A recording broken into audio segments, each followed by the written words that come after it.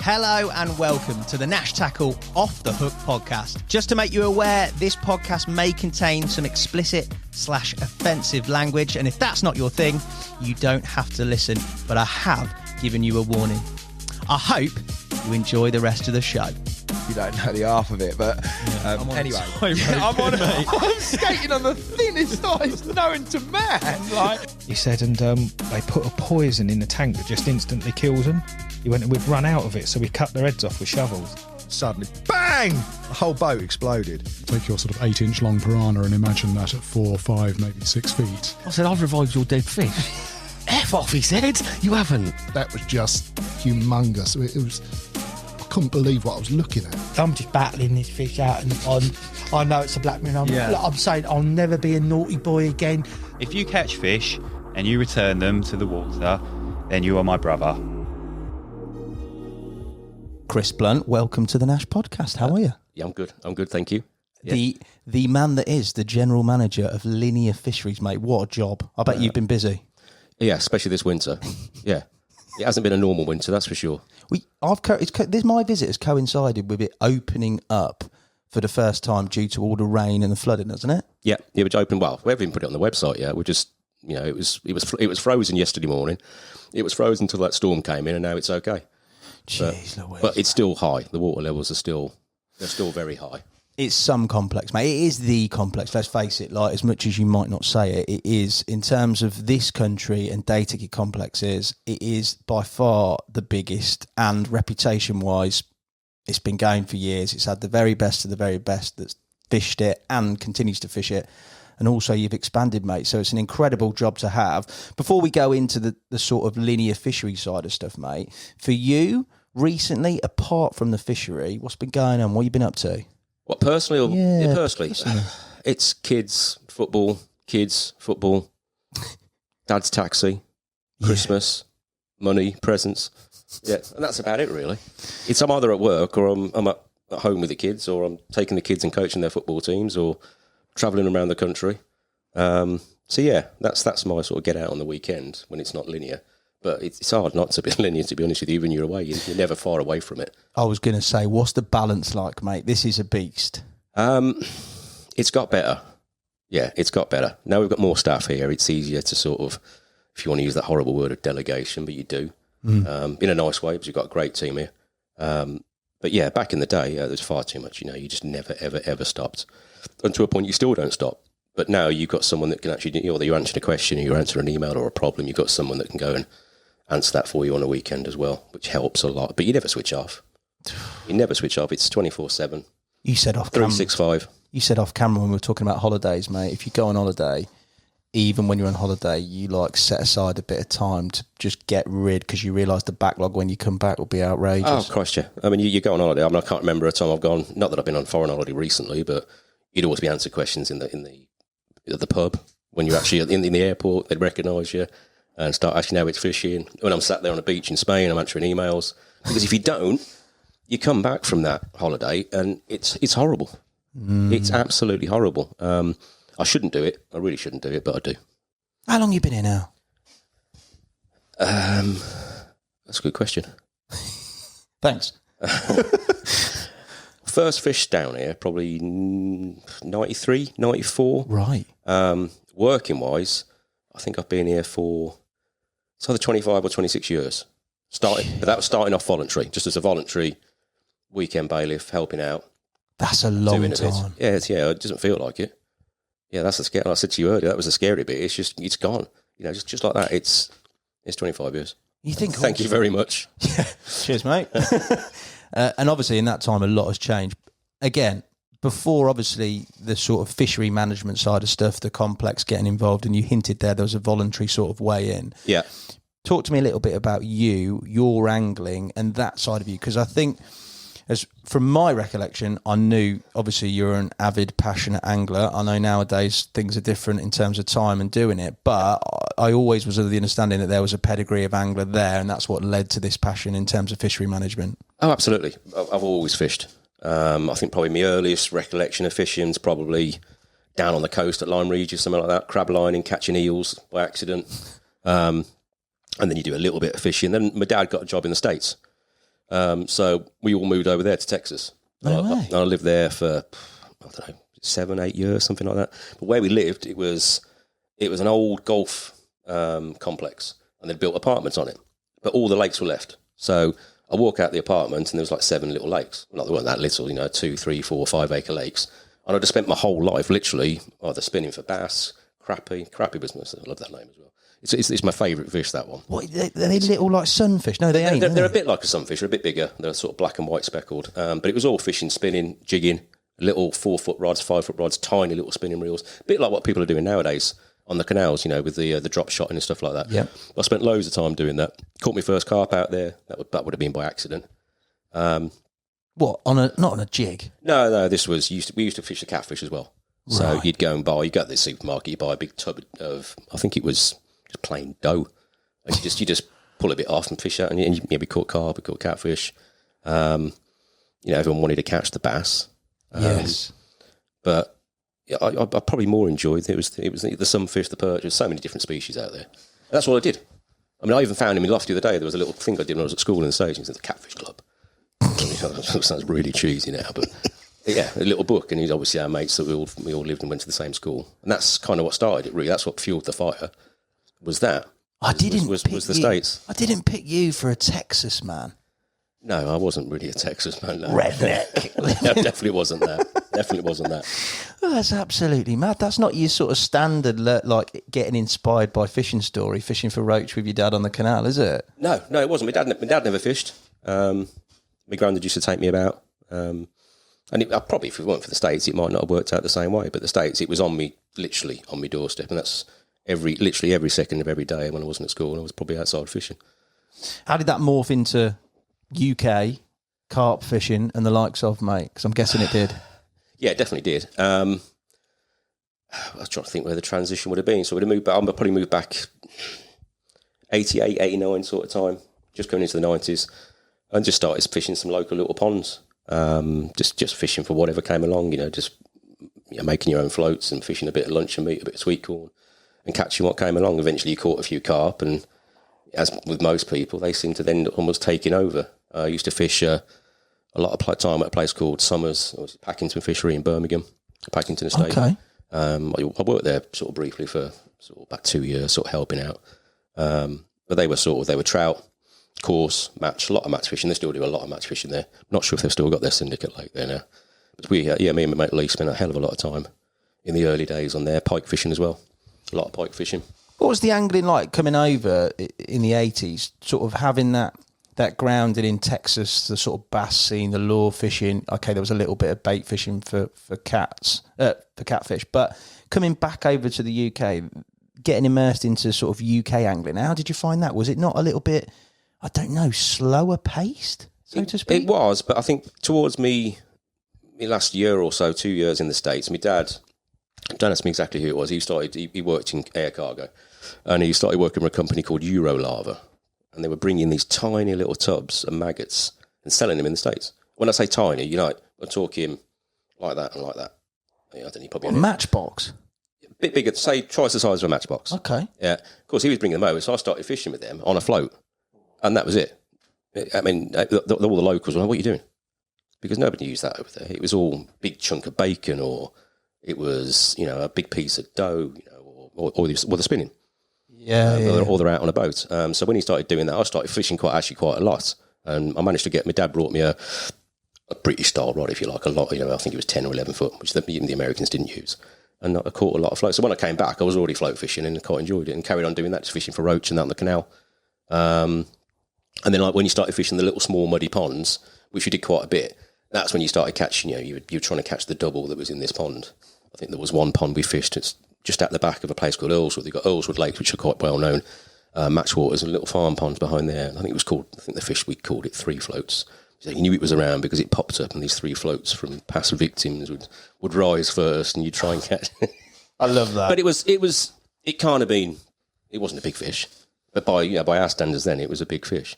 And it was, and that's kind of where it went. And then I don't know where it sort of morphed into your more modern style carp fishing. Because what you said there, you referenced sort of the Birmingham, West Midlands area. Yeah. Again, like carp fishing wise, It was horrible. Yeah, there wasn't much there. No, you were fishing on match waters. There was a place called Shatterford we went to quite a bit.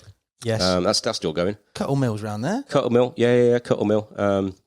Didn't go there much, to be honest with you, but we did a couple of day sessions on there. But I mean, the Cuttle Mill main lake at the time, we weren't ready for that. Yeah, and that was your people that knew what they were doing in the early 90s. That's where they were fishing, along with other waters. Packington was probably the main place where we started catching the odd bigger fish.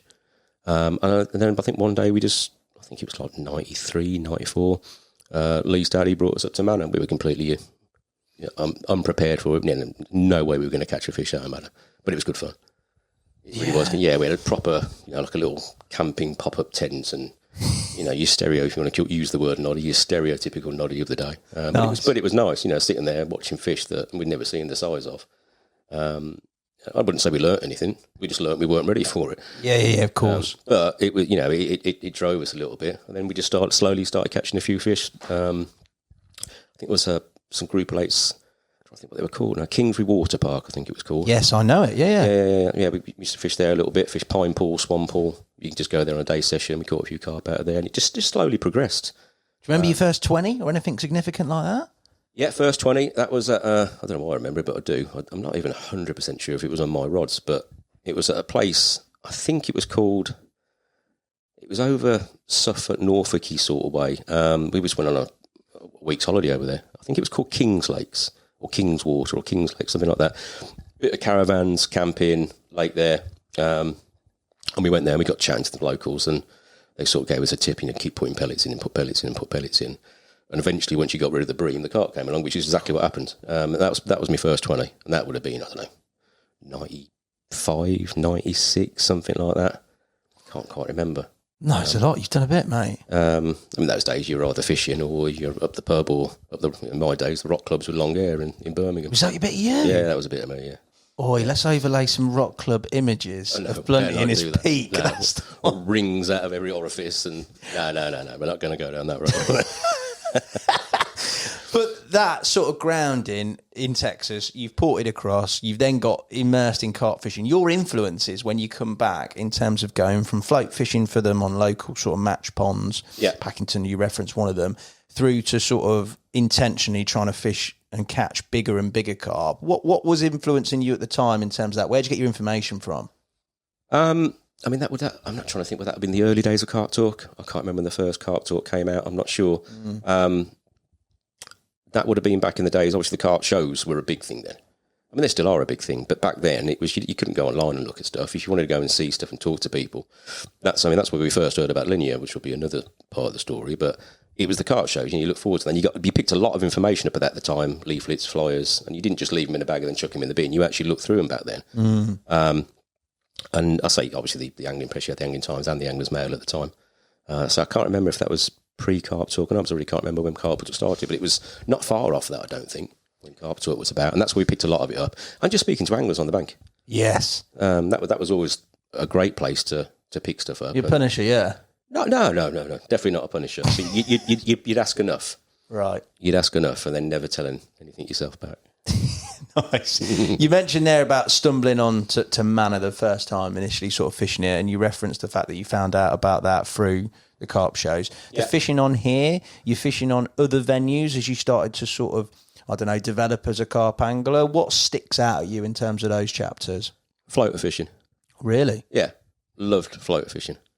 And that started on the farm ponds. What we learnt back there was, if you were struggling, you'd always catch one or two off the top. Yeah. But what we used to do was we'd go down the evening before and we'd pre-bait all the margins of these little farm ponds with floaters, just dog biscuits. And then you'd come back the following morning and you'd find the foam. And that's where they'd been slurping. Check you out, man. And then you either fish on the bottom then, or you fish on the top with a little mixer, or just fish down. It's only the margins are only probably 2 foot deep there.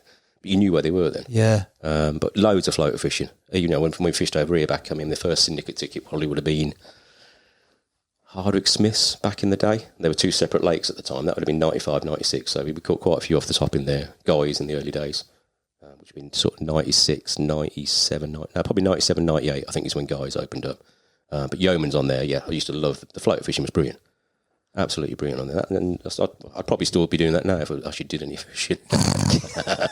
That's a different story, That's mate. a different story, that is, yeah. But the floater fishing, how did that then develop into terms of sort of bottom bait fishing and the whole sort of, I don't know, I'm going to say spike in carp fishing? Because you're talking about the 90s, sort of come late 90s into 2000s, things really pick up in terms of angling full stop, don't they? Oh, definitely. I mean, you carried on doing a bit of fishing on Manor Farm.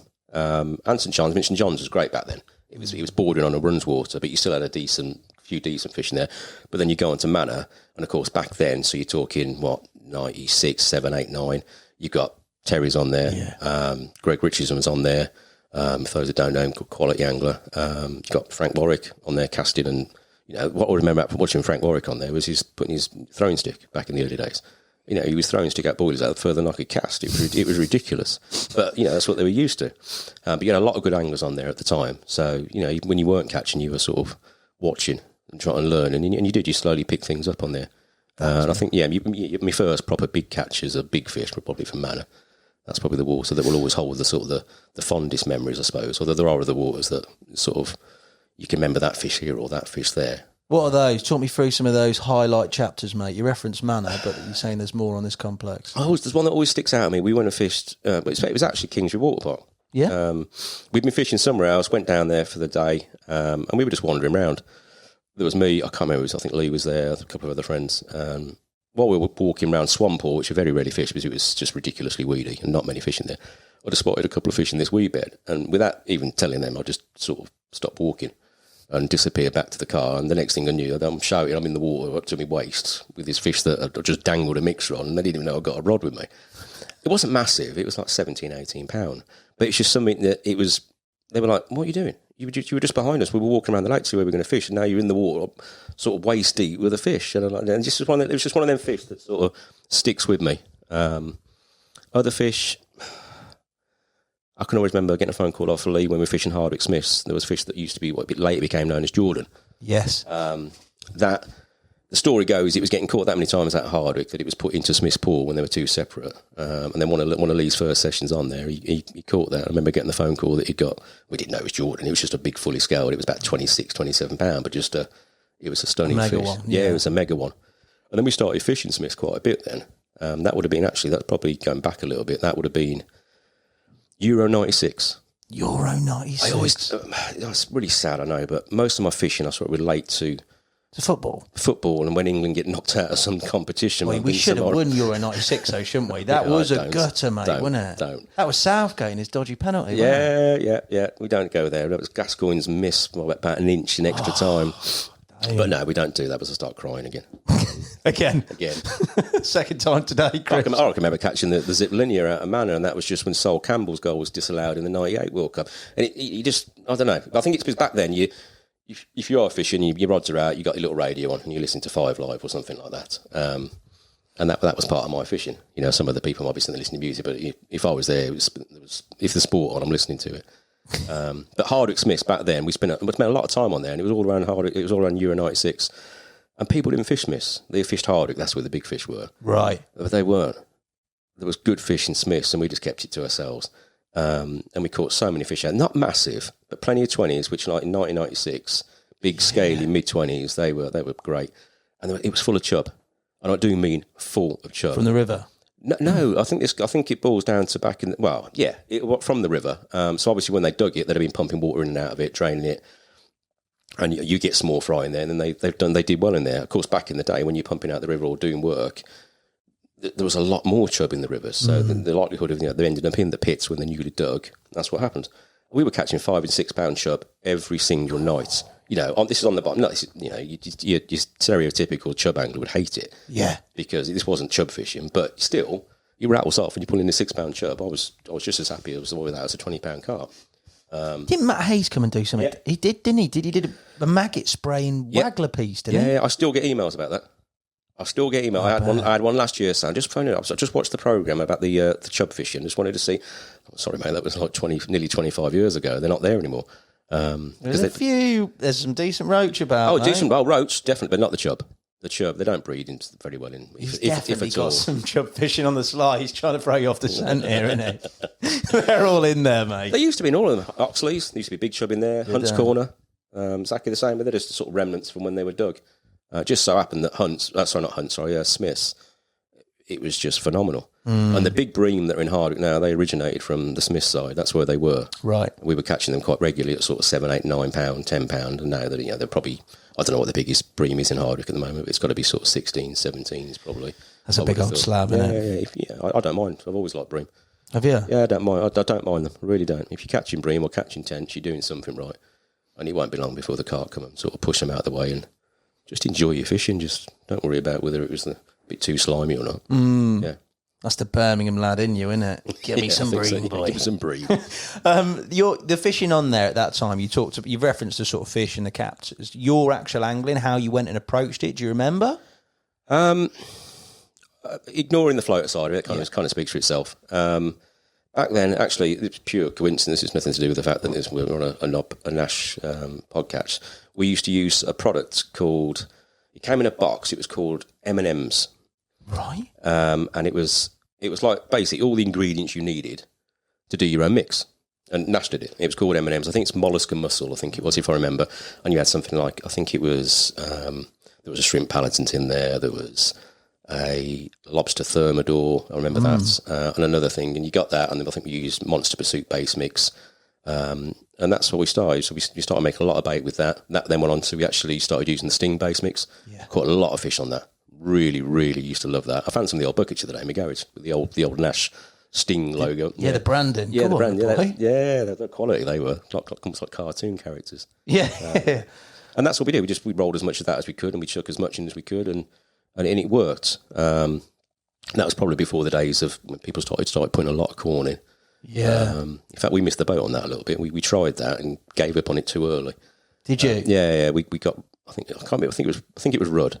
There was a few sessions we did it and we stoved it in when no one else was doing it really, except for on Hardwick. The lads on Hardwick were doing it. Right. But then we got it was just so many Rudd. We just gave up. But we shouldn't have. We should have stuck at it. Rudd. Yeah. Big uns? They were decent, but not what you were hoping for at 2 o'clock in the morning. There's a difference between a £1.5 Rudd and a £10 bream. There's no fight at all. You just get a single bleep and then reel it in the morning and realise you haven't fished all night. But yeah, so yeah, it was. I wouldn't say heavy baiting because, back then, I'd probably just come out of student days and, I think I was probably working at Tesco's or Safeways at the time. So money, you didn't have loads of money, but we threw as much at the bait side of it as we could. And that's kind of how we did it. But it was very, very meticulous. We think about our fishing, where we bait, listen to where it was coming from. And we stayed like that until Activate came out. Yes. And we were fishing Manor at the time. And so many people were using it, we had to switch. It was it was just chalk and cheese. Anyone that wasn't using it wasn't catching. And it wasn't because any of the baits weren't any good, they were decent baits, but they were seeing it off so many people. Yep. And don't get me wrong, it was a quality bait. Yeah. I can't remember where we used to get it from now. We used to get it off of someone. We used to meet him around the back of a tackle shop and he used to give us a big frozen tube for after the price it should be. I can't remember where it was. Brilliant. It was, yeah. And that was it. It was more boilie fishing than anything. Boilies and pellets. And that's kind of where we stayed at that for quite a long time, I suppose. Never really got into the whole maggot and worm. No, I was going to say that changeover because obviously it's synonymous now with like bit fishing. Yeah. Did you see that changeover? Yeah. Definitely. Yeah, definitely. And I don't get me wrong. I fished maggot bags for a while. Yeah. Never got into the worms unless I was catfishing. I did a little bit of that on St John's, which was quite good fun. But yeah, the maggot side of it. No, it was more just solid bags. Or you're just topping your baits off with it or threading a few on. But that was more winter fishing. So I did a lot. When I sort of slowed down with the fishing a little bit, it was more then I was working full-time at Linear, which started in 95, I think it was. No, not 95. I'm talking about 2005. So the fishing became a little bit more limited then. So I did a lot more winter fishing. Right. It was quieter, not quite as busy, more peaceful. Because back then you went fishing for a night and sometimes it was just question after question after question after question and you just didn't always want that. So I left the summer fishing alone a little bit except for a bit of floater fishing and stalking. And then the winter fishing did a lot of that. So maggots came into it a bit then. That's back in the days of a lot of people were using pepper army. which I don't know whether they still are or not. You don't hear about it in catch reports like you used to, but that was quality in the winter. Yeah. That was quality, top with a little bit of plastic. You caught a lot of big fish out of Manor on that in the winters and St John's. It brings me back to probably when I started fishing the likes of Linear, and that was very much in vogue. Yeah, the old pepperami. Yeah, it was like that. I mean, that was in the days, obviously, you got Elstow Lakes, which were obviously linked to Linear, although whether people realise no, it was actually a separate company. That was Linear Bedford and Word Linear Oxford. Yeah. Obviously still part of Len's little empire that he built. Exactly, yeah. But back then, you obviously had your Elstow anglers, and they were famous for their spotting, and spotting to a T, because, Elstow was full of little humps and bumps that, weren't that much bigger than the top of a bin lid. So, and you kind of aspired to some of them anglers that came down and that could spot really well and fish 2 or 3 rods tied to the spot. It was all that sort of time period. What was it like being on a complex, mixing with the likes of your Terry Hearns and those type of anglers that obviously at that time, I mean, they still had a profile, I'm guessing, but they were forging their way. Terry was probably very much already pedigree sort of stamped and sealed, but there was a lot of anglers that have gone on to do things that you were probably mixing with at that time in the early part of that and the fishery. Yeah, I mean, the early days, like on Manor, I said to you the first time we come down, we were just grossly underprepared. There was no way we were catching.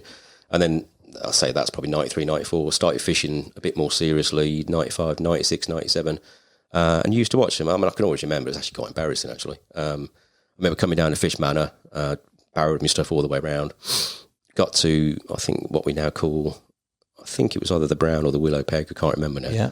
And I got there, and there was just like an empty Ribena packet and what I thought was an empty packet of baccy just in the middle of the peg.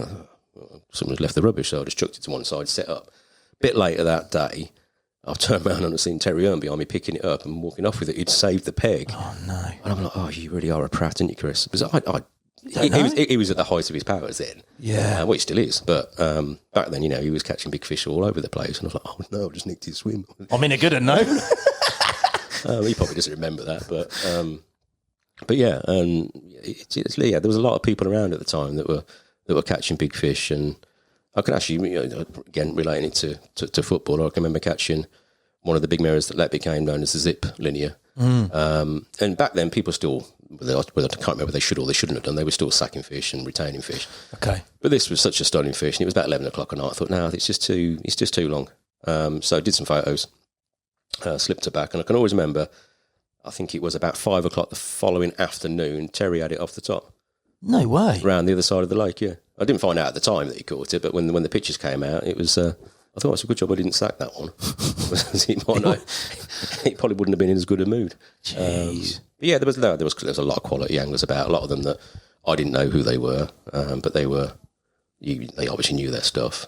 But you just chat to them and you got friendly. And if you're catching a few and you're telling them how you're doing it, they're probably picking a little bit up off of you as well. Your time, obviously, fishing, before we get into the sort of crux of becoming involved in the running of Linear and such, your fondest sort of memories, captures in terms of what you've done in your angling up here? What is the top 2, top 3? What are they? You've referenced a Zip already, if I've taken that one out the list. Zip was I caught that a couple of times. Never any massive weight, but it was just it was a beautiful fish. It was a proper mahogany sort of wood carving Linear. An Oxford one. Proper Oxford one. Yeah. Eventually that ended up in Hardwick Lake through the 07 floods. We're presuming it's dead now. It's been caught for quite a few years, but I think that made it up to nearly £40. Wow. Other big captures. I caught quite a lot of the big ones out of Manor. The one I could never catch was one called the random Linear. Yes. I caught all the other Linears, birthmark Linear. Kempy's done, yeah? I don't know. I've got a feeling I might have done when it was little, but right. Not. Caught the small plated, which actually was in Manor fish that, again, one of the floods. It went and ended up in St John's. I could never catch the random Linear. Saw it on the bank loads of times. Trying to think of other fish, but the one that took me forever to catch was cuttail. Was it? The 2 original big ones in there were Popeye and cuttail. Yeah. Eventually, Popeye sort of that passed away. And I can't remember. I think it might have been the same year, the autumn or winter of after the floods. Eventually, had that one. That might have even been my first ever 40. I can't remember. That would have probably been 07, I think, or 08. That's a significant fish, though, mate, isn't it? Yeah. Well, truth, I wasn't really bothered. It was cuttail, and it was one of the ones I always wanted to catch. It was a good session. I had quite a few fish that session. Are you fishing that? It was relatively short range. That was Ramey. Wow, get on the ramen. Yeah, a bit of plastic topping it, and little solid bags, and just a bit of just basic spot over the top. Nothing complicated at all. I'd seen a couple of fish and put the bait where they were, and that was good as it was. The numbers game, and he came along. Yeah, so that was one. There was a fish out of Hardwick that eventually became known as the DVD fish. I remember, the main reason I remember this, I remember catching it off the top. It was out of Smith's pool. It was probably 33, 34, something like that at the time. Played it in, eventually got it close enough to realise, I think it's that fish. Absolute stunning, proper, big, heavily plated mirror. And as I'm getting in, you can see the bubble float from your floater fishing, and it's coming in. As I've got it very close to the net, this bubble float's coming in and out of the water. And while it's doing this little jackpot's trying to hit the bubble float. No. Oh shit. No. Then to get anywhere near it, it's done. So I just jumped in. Spooked it off, and we got it in. But I was just this image of this little jackpot going, ding, ding, and it just missing it. I'm like, oh, please don't, so I could see what fish it was. So that one always sticks in my head. That's cool. Yeah. You just jumped in. Well, I knew the lake, so I knew it wasn't particularly deep. But yeah, I thought if he touches it, it's done. Yeah, it's absolutely done. So that was a fun one. There's been loads over the years. Absolutely loads over the years. I can remember catching the depths of winter a 25-pounder from, that was Pine Pool at Kingsbury. Yeah, it was a horrible day. I think I bunked off work for the day and just went down for a day session. But it was nothing special. Quite an ugly looking fish. But it was cold, it was horrible. You're not expecting to catch anything, and it rattles off. And there's been loads of little things like that over the years. Why do you think? I mean, obviously you've referenced Kingsbury, you've referenced here, but you spent a lot of your time sort of as you graduated fishing in and around this complex. Why do you think this was such a draw and it wasn't somewhere else? Do you know what I mean? Because there's a lot of other places you could have particularly been flitting around or having a go at in this vicinity, to be fair. I don't know, if I'm being honest with you. There's no real answer to that. I can remember going to one of the NEC angling shows, mid-90s sort of time. We'd actually booked ourselves in to go to, I didn't know at the time, this used to have something to do with Linear, a place called Linford Lakes. Right. And they were doing a debenture scheme at the time. I don't know whether it was dodgy or not. Looking back on it, I think it probably was. But yeah, we booked ourselves in to go and have a viewing. I think it wasn't quite a syndicate, but it was getting along them sort of lines. For some reason, that didn't happen. I can't quite remember. And then we decided to come up here for a couple of day sessions. We weren't. I don't think we were driving. I think one of our dads brought us up, and just liked it. And it just kind of led from there. We still fished a few of the waters. Fished Lynchhill a few times. Did you? Caught a few from there. I mean, there was one point I think I had a guy's ticket, a Lynchhill ticket, and I spent most of the time fishing the day tickets. It was a complete waste of money. But yeah, we just liked it. Yeah, there was no real rhyme nor reason to it. It was just a place we enjoyed coming. And of course, even back then, there was quite a few lakes you could go at. We normally had the guys' syndicate ticket. And you obviously had Manor and St John's, Hardwick Smith. So there was always somewhere to go. It was busy at times, but never ridiculously busy. And if it was really busy, you go on the syndicate. So I'd like to say there was a magic reason why we came here, but it wasn't really. I mean, at the same time, though, there was a lot of advertising. Len was very good at back then, the old paper magazine and the magazines. There were so many carp magazines about then. In fact, actually, you asked that earlier, where we did get them. Back then, it would have been mags, yeah, a lot of mags, and of course, Manor, particularly St John's, they were mentioned all the time. That's one thing that Len was really, really good at. And of course, he was doing his discovery programs with, which I don't know if people realise, and a lot of them early discovery programs, Len was the man behind the camera. Yeah, and quite a few of those were filmed up here, whether it was fishing for catfish, chub, as we mentioned, pike. He was a mega cameraman, wasn't he? I never realised that about him. Yeah, he did countless. The stories he used to tell me of filming in Russia when the Russian regime was falling apart, and out in the middle of the ocean fishing for great white sharks. With the one where he was on the camera there. So you don't realise it at the time. So yeah, because of that, I think maybe that had I didn't realise it at the time, but that probably did have a bit of an influence on it because it was always there. Your journey outside of fishing, so we've referenced your sort of fishing chapters, we've briefly glossed over it, there's a lot, and obviously we're going to come to sort of modern day and where that sits with you. But throughout this time, you said you were working, I think you referenced like doing some work at Tesco or something. How did you then get yourself involved in, was fishery management always the course? Did you do that at uni? Did you go down that route traditionally, or was it Was it something completely out of left field? Yeah, completely out of left field. I'll tell you exactly what it was. It was, I'm guessing this would have been 97 or 98. We went and did an overnight on Lynch Hill. And we were down there. It's mate Lee, who's now the social media manager over at the fishery here. So he's come along for the ride as well. Yeah, but we were fishing Lynch Hill, and we were fishing, I think it was Christchurch Lake, if I remember. And we were just chatting to a lad. I wish I could remember his name. And we just said to him, "Yeah, what are you doing?" And he goes, "Oh, I'm doing a degree." I said, "Why don't you go fishing?" I said, "Don't talk stupid." And then we started chatting to him. He goes, No, it's aquaculture and fishing. I went, "Nah." So you're telling me you're doing a degree in basically fishing, which is the way we took it. And he went, "Yeah." And it sort of stuck in my head. We talked about everything else that session, went home.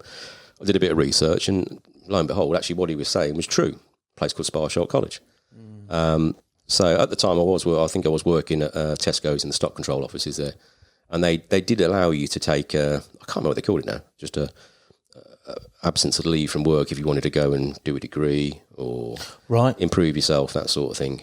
So I chanced my arm here and see a degree in fishing is helping the stock control at Tesco's in some way. But they bought it. Said, "Yeah, go and give it a go. If it doesn't work, you still got your job." I went, "I can't lose it here." So, within a year of actually meeting that chap on the bank, I jacked my job in. I got my conditional offer from UCAS, and I was off to Sparshot. And I started Sparshot in 1999. Did you? Yeah, so it's Sparshot, but the degree was through the University of Portsmouth, but you just did it at the Sparshot College, and it was great. Because back then, carp fishing was probably right at its height, I think, in my opinion then.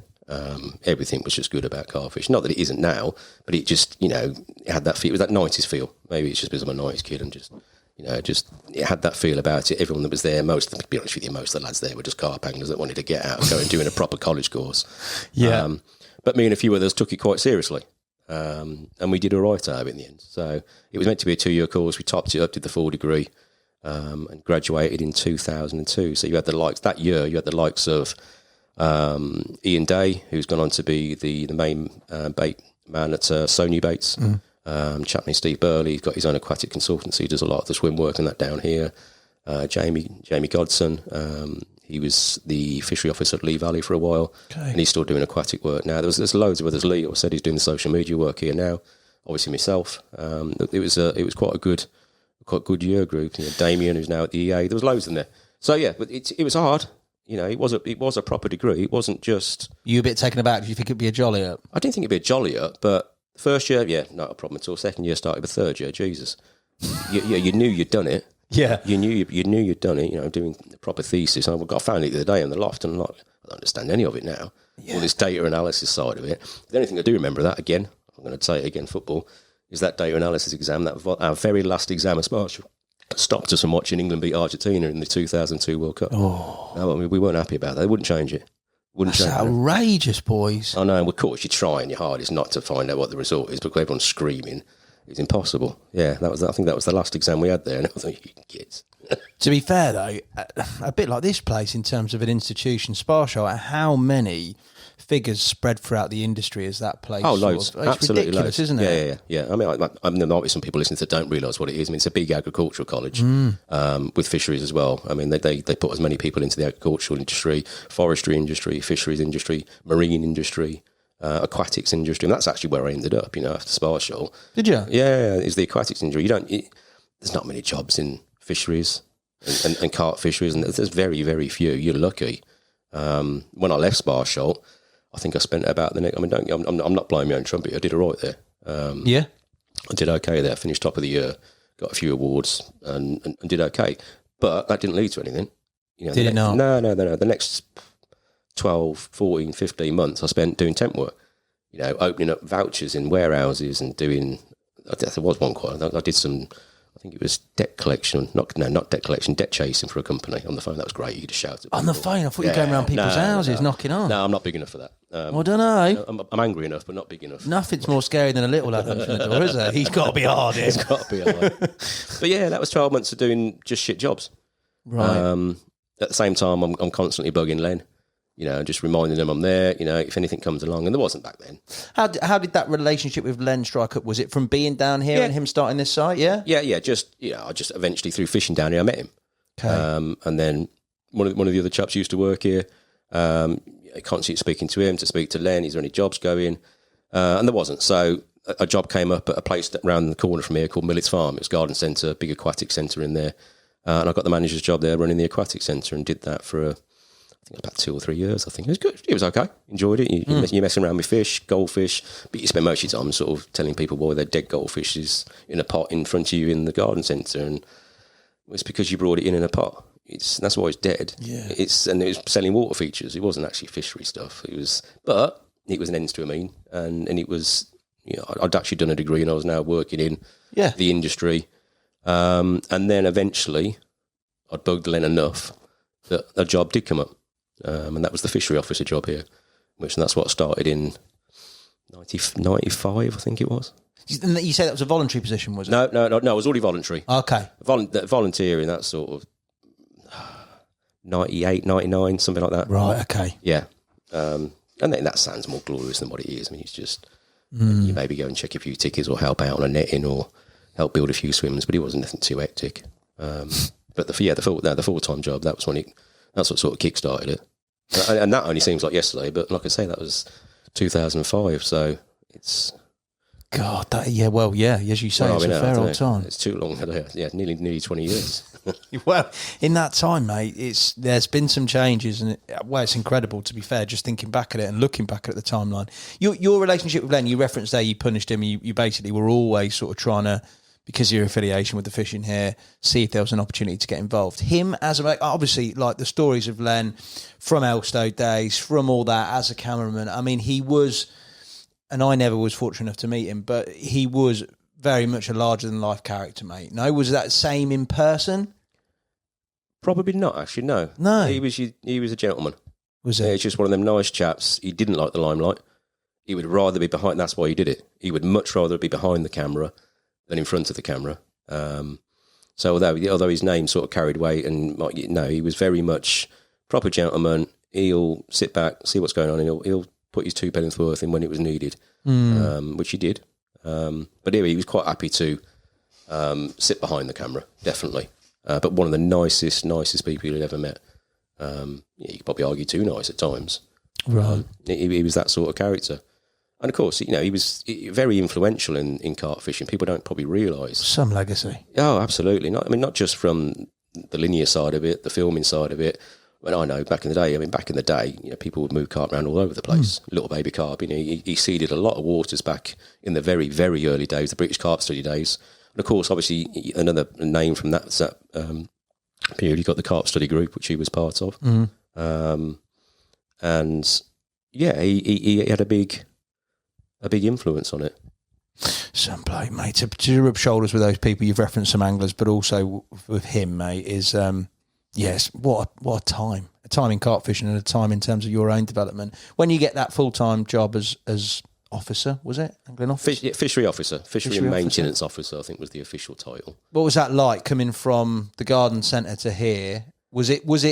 I don't know, because I often think if you get a job in somewhere that you like fishing and you're an angler, you sort of cross a line, don't you, into working in there. Was it as sort of... as good, as sort of fulfilling as you thought it may be? Yeah, definitely. Was it? Yeah, it definitely was. It had its moments, and still has, and always will. I can always remember the voice of our lecturer at Spar shop. I think one of the first days we were there, he said, "You'll hate carp fishing. You mark my word, you will hate it at some point." I wouldn't say hate it, but he went far off the mark. He basically just getting to the point that if you work on something you love, eventually the little bits that chip away at it, and it's not quite the same thing. It's never going to hate it. I'm never going to hate it. It's love. It's a big part of my life, but it's not the same as it was. Showing up in your old Sierra in the 90s and putting up an old crappy bivvy and chucking a few rods. It's not that. Yeah. But you can never replicate that. You can't go back and do that.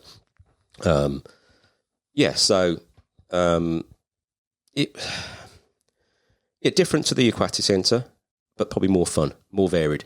Okay. More varied, a bit more freedom.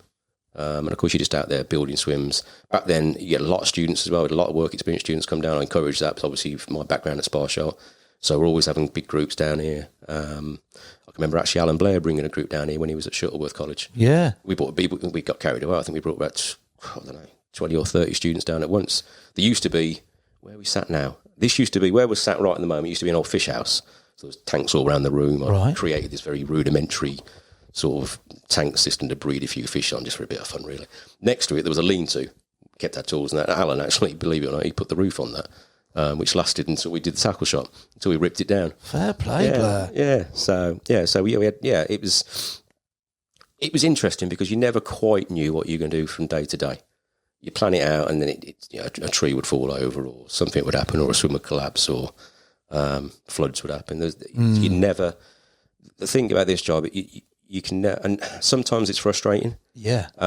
You can never shut the door. You work in an office, at the end of the weekend, and you shut the door, done. No, and it'll never change. And there are times, if you're a bit down, or you're tired, or something's gone wrong, you're like, oh, Jesus Christ, can I just leave it behind for once? Yeah. But you can't. But that is also the beauty of the place. You just got to take the good with the bad with that. But the good outweighs the bad. Oh, 100%, yeah. Yeah, you do. Unfortunately, human nature, sometimes you remember more of the bad than the good, I think. Yeah, of course. That's just human nature. But, it definitely outweighs it. And don't get me wrong, we've had some bad times here over the years for various things. The good. Yeah, you a lot of good memories, a lot of people you meet. I wouldn't have got married and had kids if it wasn't for this place. Lots of little... How's that work out? Well, so I'm not going to say unfortunately we're not together anymore, but my wife, we met she used to work at the village shop. Did she? Yeah, just pure chance. We met, had 2 kids. Yeah, we're still great friends, and I wouldn't have my 2 boys if it wasn't for this place, if you want to look at it that way. But you have committed, and we'll talk about the development of the site, how you got involved and more involved, but you have committed not only time, but as you say, it's not 9 to 5 time. It's not, I'm out. It's ridiculous amounts of time, long days in the summer, weekends, regardless, just throughout the course of over a 25-year period. So a lot of your life, blood, sweat and tears has gone into it, as well as everything else, mate. So to see it now, how it is, must be, incredibly enriching. But like you say, for you said it just feels like it's yesterday. Oh, it does. It's just one great big blur. I mean, you do. I mean, it can sometimes get frustrating because I think there is this, I don't quite understand it at times. There's a element where people almost, they find it, because they can't understand why you're allowed to make money out of fishing. Is sometimes the feeling. So you put a lot of effort into these jobs, hell of a lot of effort. And I think a lot of people do sometimes look at Linear and go, just all about the money, all about the money, all about the money. And it couldn't be any further from the truth. Don't get me wrong, we're a business. Yeah. I've got a board to answer to. We're owned by a big multi-million-pound gravel company who are a great support to us, Smith & Sons, Bletchington. Linear wouldn't be probably where it is right now if it wasn't for them, their combination with them and Len. But what we have got here, and people don't see it, they wouldn't be able to see it, it's the passion that myself, Ian, all the team here, and not just the ones that are working at the moment, the ones that have worked here, the passion they've had for the fishery, what they've put into the fishery, and it's definitely not all about the money. Yeah, it's a business. If you're not hitting your figures and that, something has to give at some point. But because we give a shit, and we always have given a shit, and we always will give a shit, those figures hit. Exactly. Because we try and do it right. I'm sure my MD won't thank me for saying it, but I must be a nightmare for him because I don't look at business probably the same way as he does. Just do it right. Do it right, and maybe it costs a little bit more to do this, or it costs a bit more to put that swim in, or it costs a bit more to do this. Do it right, and it'll work, is the way we've always tried to look at it. Not instant gains. If you do something right, you'll make that back in kind over time, won't you? I mean, at the same time, don't get me wrong, we've been a very successful fishery. Yeah. But it stems from all sorts, from our hard work now, from Len's hard work, advertising in the early days, the Baileys in the early days, and the stocking policy over the years. That's been going on. That's been going on as long as the fishery's been here. And we're more than reaping the rewards from that now with the number of big fish that's on the site. It's mad, isn't it? Yeah, other fisheries, they chuck a few fish in here every now and again, don't keep a record of what they've lost. And you do lose fish through various things through the years. And they're not quite sure where they are. And eventually, it's not quite the same fishery. Okay, the names have changed and the famous fish, some of them aren't still here, but you still got loads and loads of big fish, more than we've ever had. Your time, starting as an officer, sort of doing your maintenance of the swims and the grounds, what was the complex like when you came to work? What was it? Did you say 2005? Yeah, full-time 2005. So back then, what would we have had then? Let's have a think. So guys would have been open, the guys syndicate that is, would have been open, I don't know, 6 or 7 years. You've got Manor and St John's that go in. You've got Hardwick and Smiths. By that point, they've been dug into one lake. So Hardwick Smiths is one lake with a channel in between linking them. So 2005 to 2006, that's just about the time we opened Brasenose. Right. So we stocked Brasenose, I believe, in 2004 or 5, and we opened them both in 2006, although not many people fished Brasenose 2 particularly to start with. So that's where you were. That concept of Brasenose, they seem very different as lakes at that time to what was already on site. Absolutely. What was that brainchild or I think that's just, I think we were just learning. So start from the beginning, if you like, of the Linear complex in Oxford as it is now. Yeah. So you've got Manor Farm and St John's. Yeah. And then you've got Hardwick Smiths. At the time, Hardwick Smiths was a syndicate. Then come about, like I say, 97-ish, you add on the Guy Syndicate, so we've got Syndicate Lakes here as well. A couple, 2 or 3 years later, we added on Oxley's Lake and Hunt's Corner Lake. Okay. Now, that was a local farmer that owns that land, so we still lease it off. Well, he's dead now. I'll be off, lease it off of his son. So we've moved them around a bit over the years. So to start off with, Oxley's Lake was a 5-year debenture ticket. That didn't last very long. Quite clearly, we got it the wrong way around, and we put Hunt's Corner as the day ticket. Yeah. And it should have been the other way around. So eventually, we moved them around a little bit, and that's eventually it was that way around. They're both now day ticket. So you had those waters. So we were learning from those waters. And then obviously Brasenose, the opportunity for Brasenose came along. Now Brasenose 1 and 2, for those that know, the two both about 30-acre lakes, a little bit bigger. Initially, it was meant to be one lake. Was it? Initially, it was meant to be one lake, and it was meant to be a training lake for the Oxfordshire colleges, for their sculling boats. A lot of the land around here is 2 or 3 really big landowners, and of course the colleges. So, for example, Guy's Lakes, that's All Souls College, Oxford. Brasenose is Brasenose College, Oxford. So we lease it from them. So we were just lucky in one respect that they decided not to put it into one grade. I don't actually know the reason why they didn't, but that was the logic behind that, and it just happened at the right time. We managed to get hold of it. We've just renewed the lease on there recently, actually. So they started. So we already knew that by that point, Linear was getting busy. Right. And Linear was we were known for being a busy fishery, possibly too busy at times. So we thought, right, let's get a load of pegs on there, put as many fish in as we can. It was just starting to change, and you could see people wanted to come down. They didn't want to be barrowing their stuff around for miles. They wanted to get as close as they can to the pegs. They wanted to catch fish, and catch as many fish as humanly possible, really. And that's where the Brasenose Lakes came about.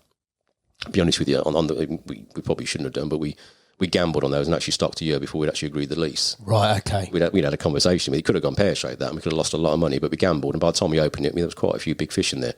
And I think the initial stocking was something like 1,500 to 2,000 carp in both of them. So it's a fair few, wasn't it? Which was a lot, A big chunk of them were from Mark Simmons' Fisher's Pond fish at the time. Especially at that time, as you say, there was a shift in terms of people wanting to come and catch decent-sized carp and that whole, boom in the scene, but also venues with that many fish. I remember reading it. I don't know if it was a magazine. I vividly remember reading about it and thinking, geez, that many carp. Because you were fishing like your normal lakes for, you wouldn't say it's a low stock, but a modest stock. And then you heard about 3,000 20s or 1,000 20s in one lake, 1,000 in another. And you were like, geez, get me down there, boys. Yeah, I mean, obviously it wasn't like that to start with. It was more mid to upper doubles, but there was still quite a few 20s. I mean, we used to mess around, and we fished it before we opened it. And it got to a point. I think it was myself and Lee. I can't remember who was down there fishing at the time, and we were catching fish after fish, and we just got bored.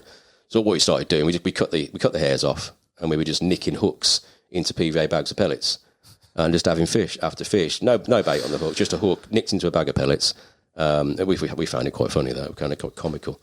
And then you get to a point, you'd put a double 30mm boilie on and chuck it as far as you can, so you didn't get a bite. Well, eventually you got a bite, and it didn't make a damn bit of difference. But it was quite fun. I can remember, I can't remember which magazines it was. It was someone came down at the time, and they did a feature, and it was naturals against boilies and pellets. Yeah, and I can't remember. I think the boilies and pellets destroyed the naturals, I think, at the time, because they didn't know. That's what they were fed on, wasn't it? Yeah. They didn't recognise that as a proper food source. That obviously has soon changed.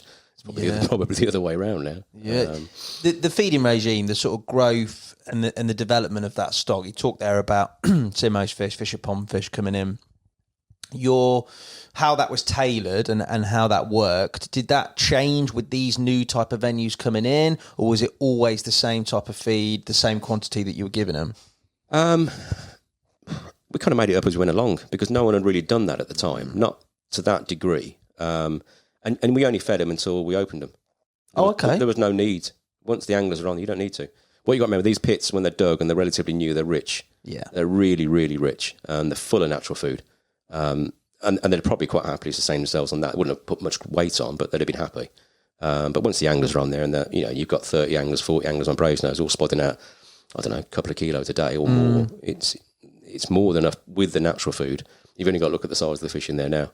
Like I say, we only did that until we may have overlapped it slightly when it was still a bit quieter. We might have, if it was really quiet, put a little bit in, but you didn't need to. Plus, you also really pissed the anglers off. I was going to say, yeah. Yeah, some matey boys said, "Oh, I've been at fisheries where it's happened," and you set up and you fish, and some bloke starts feeding it next door. No, you just not cricket. You're just asking for trouble, or upset anglers, or both. So no, we never did that. There was no need to.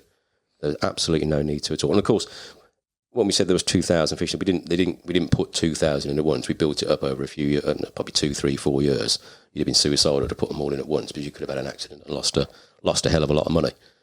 So that was built up over time. And of course, the natural food chain, it's fine, absolutely fine. We've done that with all our lakes. Have you? Yeah. Once they're open, there's no real need to. Even like Tar Farm, the ones we've opened up recently, they flood terribly. Yeah. So we're always closing them and shutting open and closing and shutting them. You could argue that maybe we could put a bit of food in, but we've kept the stocking relatively low in there, and it's full of natural food. They're happy. There's no need to push it. This time we talked about the difference in terms of these two lakes, sort of almost not a bit of a gamble, but also seeing what's coming forward and what anglers are wanting in the future, and the complex being busy. The fish, when I think of Linear as a, 19, 20-year-old, I'm thinking of those Oxford, beautifully heavy scale, dark, mega ones. And then obviously the recent stocking, the B1s, the B2s, I'm thinking Simos, a different strain of carp. How was that received in terms of the difference going from, St John's catching your big plateds or whatever through to catching a different strain of carp in that number on B2? How was that perceived by anglers? I think in the early days, probably not very well, if you're being brutally honest. I mean, the style of angler that wanted to come down and catch a big plated thing out of manor didn't want to go and catch a scaleless stocky out of brasenose one. And I can understand that. Absolutely understand that. One thing I always said at the time was, you got quite a few people, they almost take the piss out of Simos. 100%, yeah. That was back in the days also, don't forget, there was quite a few fish still appearing from places abroad where they shouldn't be coming from. Yeah. My feeling was always, Mark was always the person, Mark Simmons, he was always the person that could supply that volume of fish. There wasn't really that many people out there that could do, there was fish suppliers, don't get me wrong, but not that could do massive amounts of fish. If he hadn't been supplying those fish, what would have happened? Would we just end up with a lot of wrong'uns from abroad that should have been nicked from somebody else's lake? Would some of these fisheries just not have started because the supply wasn't there for them? So in my opinion, you got a lot to thank him for. Oh, incredible legacy again. And nowadays his fish are ridiculous. He started learning, you got to get the balance. Yeah. They're great, they grow fast, they're big. But then, he also listened to, he wasn't stupid. He listened to what people were saying, and he started bringing up. So I can remember him bringing a batch for hardwood one year, and there was about, I think it was like 150 C3s or C4s. I can't remember what they were. About 80 of them were fully scales. And I said, Mark, it's too many bloody fully scales. Fully scales are meant to be special. That's one or two. Yeah, they're everywhere. Jeez. Oh God, it's nice on there now. There's loads of big scaly fish in Arctic. So yeah, it's some of the most scaly, beautiful fish in the country you can get from him now. But along with, let's say, you've got the likes of Priory Fisheries, VS Fisheries, and they're all there's lots of others out there providing nice fish. But back then, you're right. The early days of your Simo, a lot of people didn't like them, but that slowly changed. And even your most avid, keep it real, eco British angler, if they caught a 40-pounder, they caught a 40-pounder, whether they wanted to admit it or not.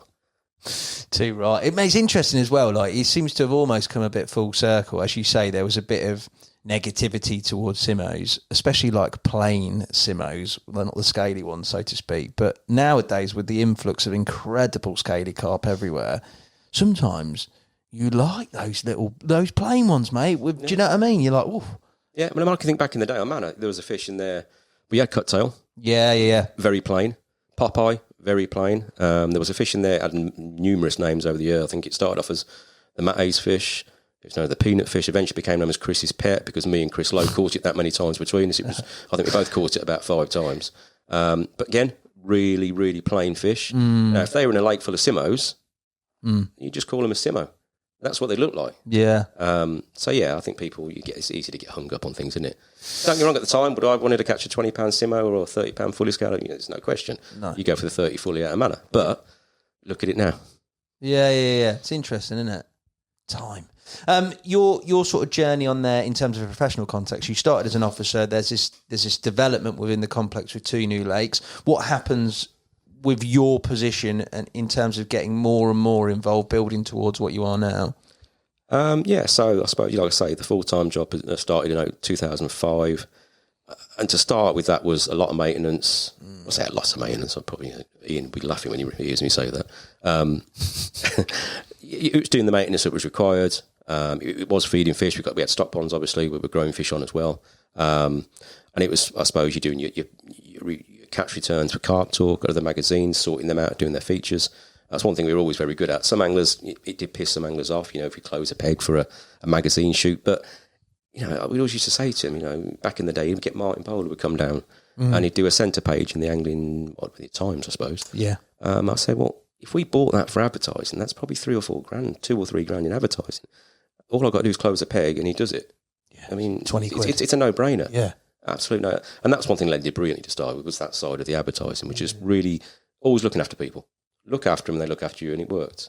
So that was in the early days. That started doing a lot of Carp Talk reports. Started working on the website then. At that point, I started bringing in, I think, what we call the latest catches on there and the news sections on there. Yes. And really started pushing that side of it.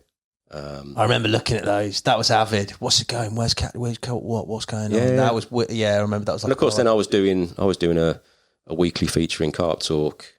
It was a bit of a boring feature. It was just regurgitating what was caught that week with a few. I'd taken over from Alvin Roy, who some may remember. Mad as a box of frogs. He's still about, bless him. And he used to do it. He used to do a very more comical spin on it. But I took it. I think I did about 400 articles or something for him. But like I say, it's hard to call them articles. It was just sort of just news of the week, if you like. But that's kind of where we were going with it all. It was just before your social media side of it as such. I mean, to start with, very much, we didn't want to go down the social media side when that started kicking in for reasons we can maybe go into later. But yeah, it was the early days of the forums. Carp forums, Carp forums, a lovely place they were, I can tell you. I don't think there was anything I wasn't accused of on those forums, especially the CMEX one. But it's no different. It's exactly the same today. You've got the same warriors on there doing the social media stuff. It's people can voice, they will. How do you take all that, mate? Because it is, as I said, like before, you cross a line, I think, when you start working for a fishery, having fished at the fishery, you see different problems. But also to Joe Public, who might have sat up next to you with absolute nonplus no regard, you're now the bloke who works here. So it's a different sort of dynamic. Yeah, I mean, it's hard. I mean, it's criticism's criticism. Some of it you take, you move on, and I don't mind that. I'll quite happily take an email telling me we've done this or we haven't done that. We'll never get it right here. No. We have far too many people. You're working with the public, you're working with livestock, you're working in a valley that floods quite easily, and you're trying to keep everybody happy. It won't happen. You do your very, very best to keep everybody happy. And then when it goes wrong, you try and sort them out. Don't get wrong, over the years, I've made a couple of stupid decisions and said things I probably shouldn't have said and pissed people off, but I've just reacted too quickly. But you learn from that. But yeah, criticism of that side of things, no, you got to be thick-skinned, but not thick enough that you don't listen, is the way I look at it. You don't want to just deflect all the criticism, because mixed in with that will be points that you can pick up, whether you want to admit to it at the time that, actually, no, the bloke that sent the email is a complete and utter prick. But part of what he said is true. And you've got to be big enough to take that on the chin, move on, and then use that going forward. And try not to, if that was a mistake, even if you didn't mean to make the mistake, you use that and you go forward. And use that to make it better. Give me some examples when you got it wrong, mate. Got it wrong? Oh, God. Where'd you start with that? We got 4 hours on the tape. Well, you can go from the fiery, short little arse Napoleon syndrome brummie that I am. That you see someone doing something wrong. There's better ways than going and jumping in and finding yourself cornered by about 6 Scousers. Yeah, it's my own fault. I should have gone. Yeah, they were doing things they shouldn't have been doing. But there's, I can't quite remember that one. I'll just remember the position I put myself in. Right. But you learn again. I mean, everyone here now, we all go on. We call them anger management courses, but it's just conflict management, and they're very useful because it's very easy for a situation to go from just a polite conversation to a disagreement to almost a fight. I can think of a couple of situations where I've just gone in absolutely full hammer, no need for it. What, shouting? Yeah, you just. It's your fishery. Yeah. And someone's doing something wrong, but it doesn't mean that you can go in there and every now and then you're human. Every now and then, I think the worst, not the worst. Is it more comic? I don't know. I'm going to bring football into it again. I can always remember I was sitting down. I can't remember which World Cup this was now. Probably the 96. No, not 96. 2006 Germany one. And I just sat down waiting for the first England game to start. I've got my face paint. I mean, I'd get carried away. Face paint? Yeah, face paint. The flags all over the pickup. I've got my England shirt on. I've got a phone call. You need to come down to St John. No, it was Oxley's. Right. I said, why is that? And this is in the early days when everybody was accusing Polish anglers of stealing fish. And it wasn't. There was just as many people from Britain stealing fish as there was from Poland. Right. But I had a phone call. A group of, as they were called at the time, Eastern Europeans had shown up on Oxley's Lake. Of course, I've shown up. I've got my face painted. I've got flags hanging off my truck. I've jumped out with an England shirt on. I've gone in full hammer. And they've come down. They've got a barbecue. They've got a generator. They were fishing, but I've gone in looking like Mr. England, and it's all gone horribly wrong really, really quickly. And of course they're shouting at me, going, "Oh, it's because we're Polish and you're winning." I said, "No, I'm not like that." And of course I can't defend myself because I'm looking like I've just jumped out of the 1980s hooligans. And that nearly ended really badly. One of them took it very much to heart and chased us around with a pickaxe. Wow. Yeah. As it turns out, they were wrong uns. Right. Not on the fish stealing side of it. They were just wrong uns. Right. And the police told us that after the event because I can remember we were sat there. We moved them on. After I'd completely ballsed it up, but we did eventually move them on, only to get a phone call 4 hours later that they were now on St John's. So we had to go back down there. Oh my God, mate. Just went to the same rigmarole. I remember me and Stuart were sat in the truck and one of them has jumped up on top of the pickup. He's giving us the death symbol across the neck in front of us like this, screaming at us with a pickaxe in one hand. And I'm going, oh God, this really hasn't gone very well today, has it? Missed the England game, which was the most important bit. I don't even know if we won that one. How'd you go from being chased with a pickaxe to then trying to diffuse the same situation on another lake? Yeah, like this, that's the point you learn. You learn. Okay, that at the time, I never thought anything of it. I've just shown up. Back to watch a football game, and I've showed up. And the fact that I looked like Mr. England really didn't help. It really, really, really didn't help. And you learn from these things. And of course, about that, what was that, 20 years ago? You're a lot younger. Yeah. You pick up these things as you get older. And you gain experience. And you still, at the time, I touched on that, The Eastern Europeans that were coming across and going fishing, they got a real bad rap at the time. Yeah, hard. Really, really bad rap. Don't get me wrong, there was wrong uns, but there was just as many people coming from Birmingham or Liverpool or Manchester that were just as wrong as some of the people coming from abroad. You said they were taking fish as well? No, the police didn't go into great details. They were thieving. Right, okay. They were thieving. It was nothing to do with fish, but the bailiffs were right. They didn't look right. You know when something's not quite right. Yeah. And that's changed over the years. I mean, Christ, we have so many Eastern Europeans anglers that come down here now. Yeah. Polish championships, qualifiers, Czechoslovakian, you name it. Well, I'm not sure I don't think it's even existing anymore. But we have a lot of the countries that come over here now. And I ain't gonna lie to you, some of them are the best anglers you could ever like. Anglers, yeah. Absolutely brilliant. They come down here, they get on with the fishing. Most of the time, don't cause any hassle to talk about. Because they love their fishing. Yeah. Fishing should be universal. And I think, like I say, you learn, okay, again, balls back to learning from things. There's a couple of times I've gone in full hammer. And other bailiffs have done the same, you're protecting your job that you've put a lot of time and effort into. Yeah. But there's times and there's ways of doing it sometimes, and that's one that definitely didn't go planned. You talked to me off camera about being in a hedge with a stab vest on, mate. I think I've stitched you right up. But you did. That is pure passion for your job to put yourself in that situation, isn't it? Stupidity, I think. Probably one of the worst times of the fishery, and a number of fisheries in the area would have been, I'm trying to pick a timeline here, probably 2007, 8, 9-ish. I can't remember exactly, maybe, around about there. And there was a group of thieves that were working the area. They were working the Cotswold Valley, if you want to call it the Cotswold Valley. It's not the valley, but the whole of the Cotswolds, and ours included. So, of course, being the biggest fishery, most anglers, we got targeted, probably got more than most. What we did do differently here was we told everybody. Right. We tried to, I thought, we can do two things here. Do what other fisheries that were doing. I'm not going to name the other fisheries. Because some of them did shout about it, some didn't. They just brushed it under the carpet. We thought, no, let's tell people. We've got eyes, we've got hundreds and hundreds of people here every weekend. Let's get eyes out there. And we got a lot of flack for that because we told everybody, don't go to Linear, you're going to lose your tackle, you're going to have tackle nicked. That was one of the horriblest times, sat in an office with a grown man in tears at 2 o'clock in the morning because he's had his fishing tackle nicked that some of his dad gave to him. I said I was having a chat with my MD just before Christmas. That's the closest I've ever come to leaving the fishery. Really? Yeah, because you almost felt powerless to stop it. We were putting security on, we were putting fences up where we can, but it's like a 600-acre site, open valley. It's almost impossible. Plus, once you sell a day ticket, who are you selling the day ticket to? Yeah, it's fortunately, touch wood, we don't. That's a long time ago. Every now and again, someone might, my bucket's been nicked from behind my peg or something. I don't know. But there's prats about, and there's always going to be prats about. This was different. This was organised thieving. The family was known. The group was known, and they did a lot of fisheries. A lot of fisheries. It was horrible. It was absolutely horrible at the time. And like I say, that's the closest I've ever come to chucking me noticing, because it took all the edge off. You're trying your hardest.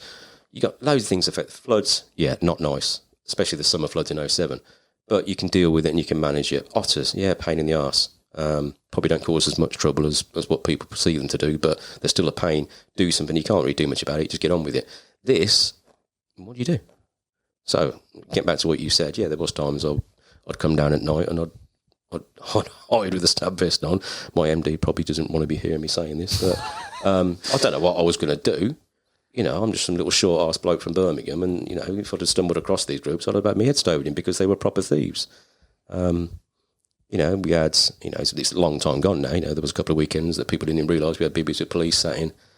We were always accused of not doing anything, but we did quite a bit on the quiet. We had setups that were hidden with trackers in, and the trackers were quite big back then. So it was hard to disguise them, but never quite. Eventually they got caught. Not at our fishery, but a different fishery. Or they got caught with in possession or something like that. But it's the same with anything, it doesn't matter whether you go, you go to, a supermarket and your car gets broken into. Yeah. Everywhere you go, there's somebody that wants something for free. And unfortunately, that's never going to change. There's been people stealing since the dawn of time. And also, you've got a big concentration of people with valuable items in one place. Yeah. So you are, you know what I mean? Absolutely. Yeah, and I think that's why we possibly got hit more than others, because we had that concentration. And when you look back on it, it's almost... And I was still doing the same thing at the time. You're going fishing, you're putting your rods and your reels out, and you're going to sleep. It's no different. It's like chucking your grand flat screen telly out in the garden before you go to bed. Yeah. And hoping it's there in the morning. Because, it's valuable stuff. It is valuable stuff. And like you say, the world that we live in, and always will live in, there will always be people that are looking to take advantage. But... yeah, we've got quite a good security team on now, and we spend a hell of a lot of money on security each year. Yeah. Like I say, touch wood, it doesn't seem to be an issue anymore. I'm not saying it won't be in the future. You can never tell. You can never say never. But yeah. The general public. What is the saying? There's now as queer as folk, isn't it? Or something like that? Yeah. Yes? Yeah, you could say that. Dealing with various different types of anglers, all the way from sort of people who are industry sort of influencers nowadays or whatever, through to people who are just starting their angling journey like you did when you came down completely outgunned. Those, when you think back at that, what sort of I don't know what comes out, because you must have had so many people come through here. It must be frightening, like in terms of thinking back at all the anglers that you've met on the bank in whatever position or capacity you've been here. Oh, absolutely. I mean, you've got such a cross section of the public, the society that come down here. Pretty much everything. I mean, you name it, from famous rock stars to TV stars to the wrongest of the wrong. And that doesn't mean they cause trouble when they come down here. No. But when you're doing a ticket for someone and he pulls $3,000 out of his sock, chances are you know where that $3,000's come from. But they come down here, they want to go fishing. You've also got people who've bumped into over the years. What chap that made the all the props for Game of Thrones? Wow. Absolutely brilliant. Rocket scientists. Like I say, famous rugby players, famous footballers. You name it. It's pretty much everything you could imagine. And then people that have done some horrible things that you find out afterwards and go, well, it can't have been him. How can that possibly have been him? And there was another chap. It's embarrassing that I can't think of his name. Was one of the chaps that got beheaded. No way. Yeah, he used to come down here, fish regularly. I think his son still occasionally comes down and fishes the pegs. He was over there doing charity work. Oh, the driver who took the stuff out. Yes. Yeah. And it's embarrassing that I can't think of his name off the top of my head. He used to come down regularly, and then when we were told about that, we're like, well, no, that can't be right. How's the madness? But you see everything. You get little stories and things from everywhere. Some good, some bad, some absolutely horrible, like that one. But yeah, you see absolutely everybody. I can't remember what his name is now. I think he was the guitarist for Iron Maiden, I think. Right. I'm trying to remember now, but I can remember I was chatting to this chap and I was told he was a famous guitarist. And I was talking to him and it was almost like he was ignoring me. And I was like, he's a bit, is he ignoring me or is he being ignorant? Or was it? Anyway, long story short, we chatted to him. He eventually brought some Iron Maiden wine down for one of our charity events. It turns out he wasn't ignoring us. He couldn't hear very well because of all the gigs and concerts that he'd done over the years. And it's just, I just wasn't, you just couldn't hear me properly. But you get that. There's so many people that you're talking to them and then they tell you what they do. And you're like, really? And it's quite interesting at times because you do see absolutely... It's mad, isn't it? Absolutely everything. Yeah. Including all your different scales of fishing abilities. From your most experienced to people that have literally almost just picked a rod up. What's that like? Because I'd imagine that'd be, I don't know, I'm trying to think of it as if it was my fishery, which I know you think of it like in terms of you've seen it develop. The fish stocks are incredible as they are now, but they've come from a point which you've been part of. And then you see somebody fishing that might be doing something completely innocently wrong because they are at that stage of angling, which we've all been at, where you're not aware. All right, there might be a lot more information out there now, social media and stuff, than there was before. But still, you go through that learning curve. Your take on that, your reaction on that, your sort of... Because you see it on social media, people get slammed, you know what I mean? Brutally. They'll put a picture up. I think I saw a video a few weeks ago of some boys with a pike, and they were buzzing because they caught this pike, but they were standing up, handling it not too well, and people really did sort of just go at them hard. When probably we've all been in similar situations historically. What's your take on that as a sort of a manager of a fishery, mate?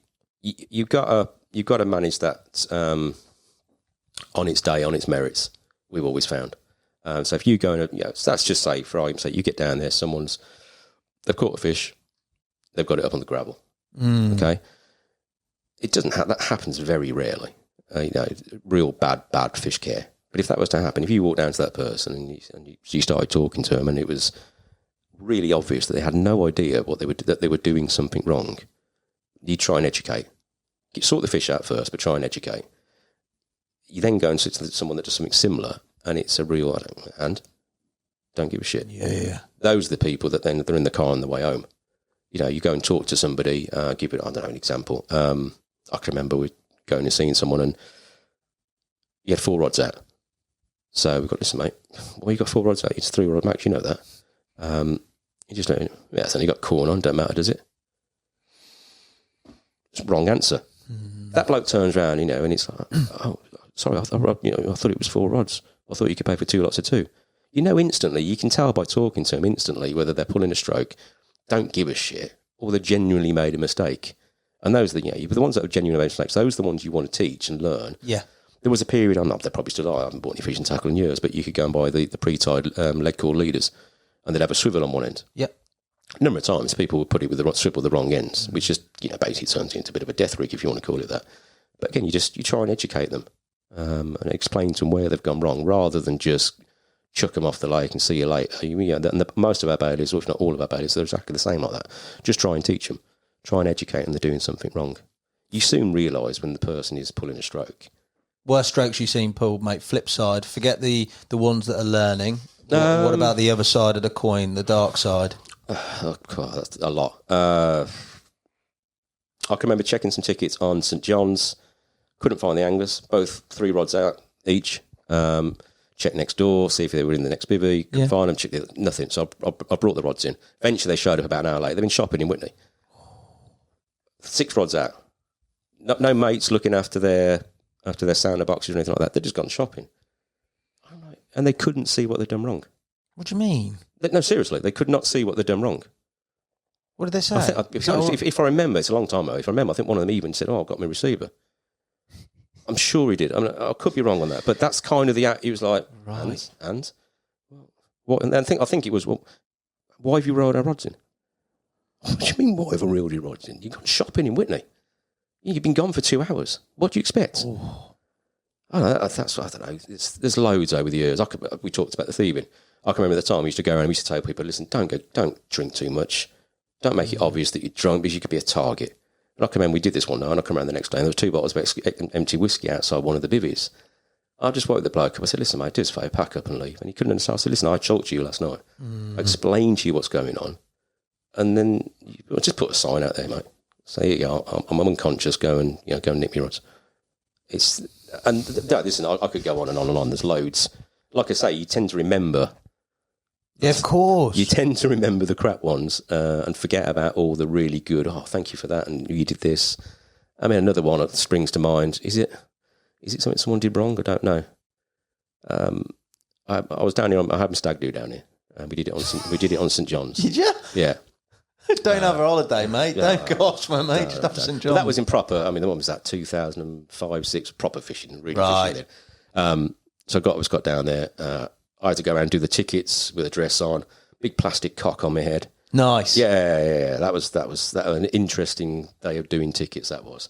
Finished the tickets, literally just going back to get sorted. As I've done that, 2 lads had gone past on a quad bike. I don't know where they come from. Doubled up on a quad bike, wrong ones. It's instant, One of the bailiffs has pulled up next to me. Get him, we're getting him. I've jumped in the back of the pickup. Bearing in mind, I've got a dress on. I've got a plastic cock on my head. And we're chasing after this quad bike around the side. This cock's going like this on top of my head in the wind. So I'm hanging on the back of the pickup. And we lost them. We still don't know where they've gone to this day. One of the bailiffs shut the gates, but it's just a picture of me.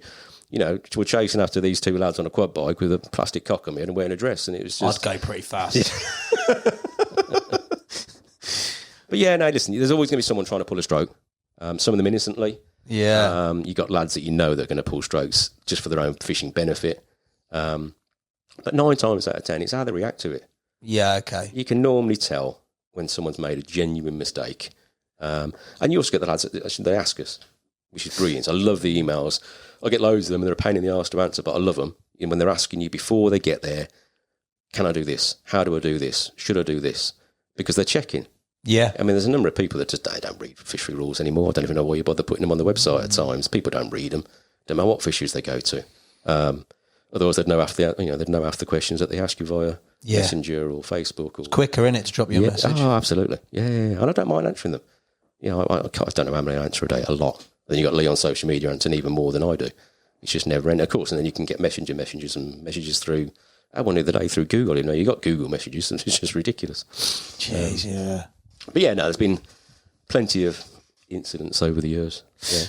The positives. Yep. The fish. Yep. I mean, straight away, Big Plated comes to mind. Box, all those that were sort of popularised by the old Corda DVD, the underwater, that whole episode on there, plus God knows how many more films, the Linear DVDs each year.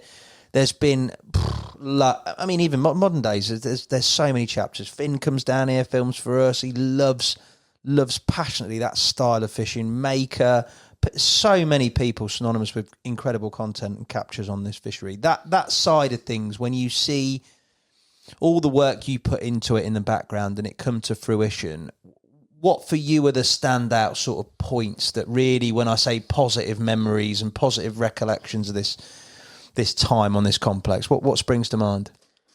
I mean, there's countless of them.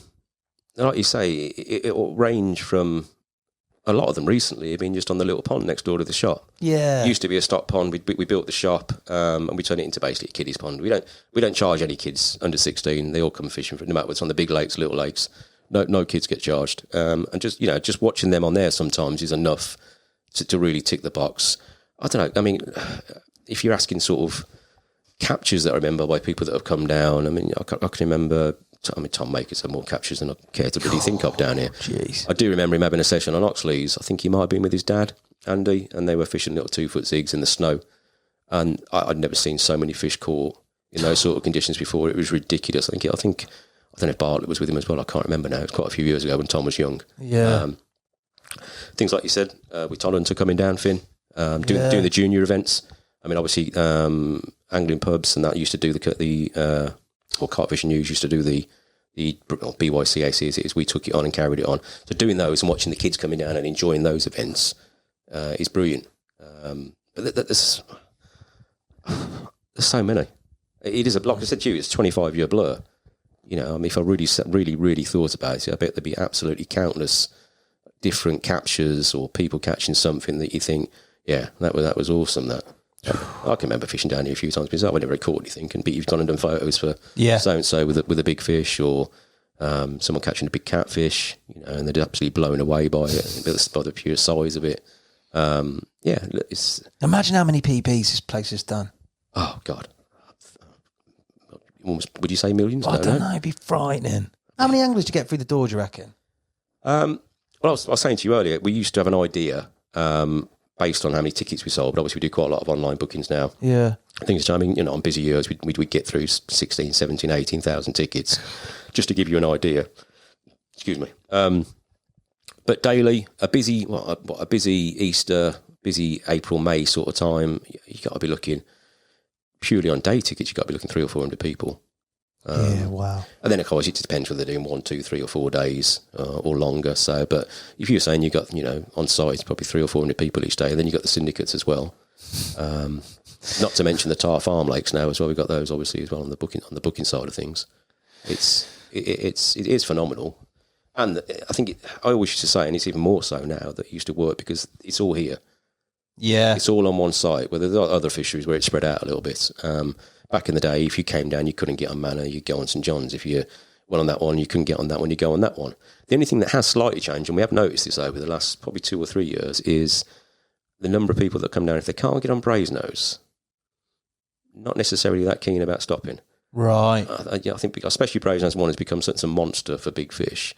There's so many big fish in there. I think they really, if we could replicate Brasenose 1 across the site, it would just be carnage.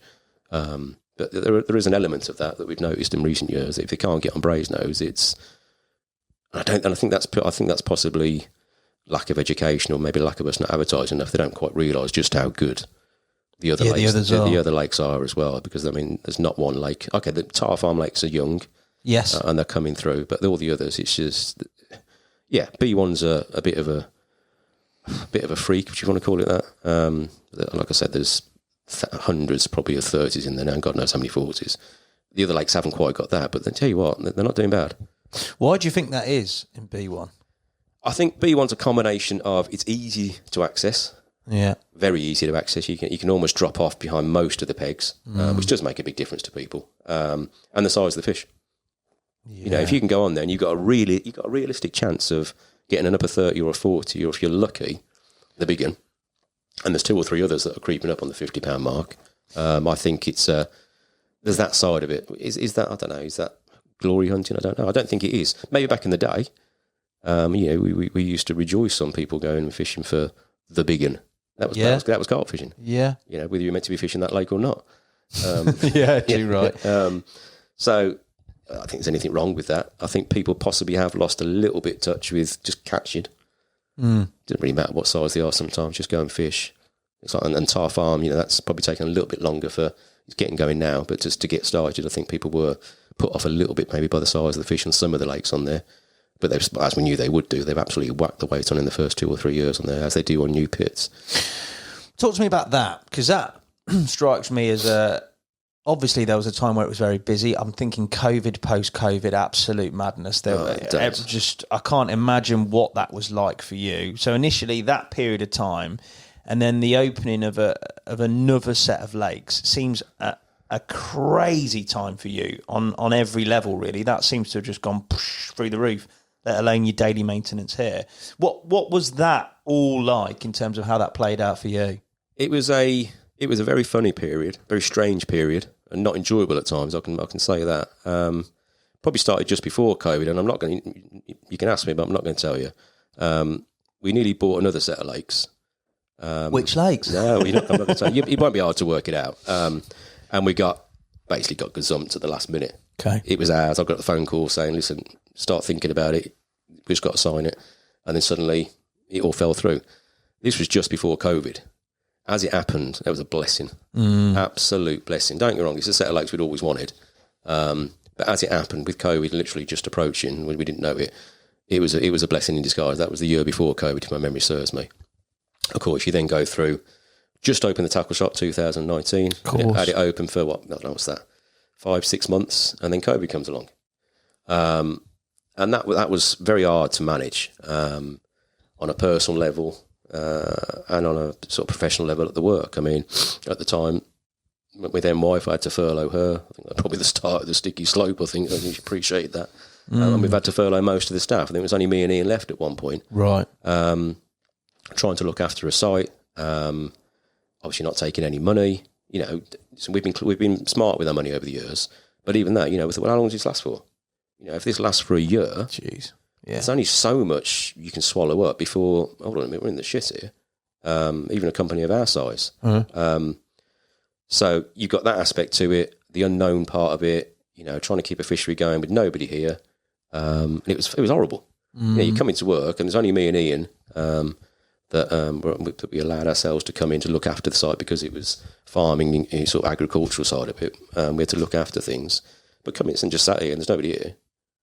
It was weird. It was very, very, very strange. And of course, that period, that 12-month period, I think we were shut for, because you then had the next lockdown. We opened up, next lockdown, and just even the opening up was, we bought a load of portaloos and turned them into hand wash stations, and just all the signage you had to put out because everybody was putting signage everywhere. I mean, it's a load of bollocks, really. Let's face it. The signage side of it, and keep 2 meters apart in the shop. Distance. It was just social distancing.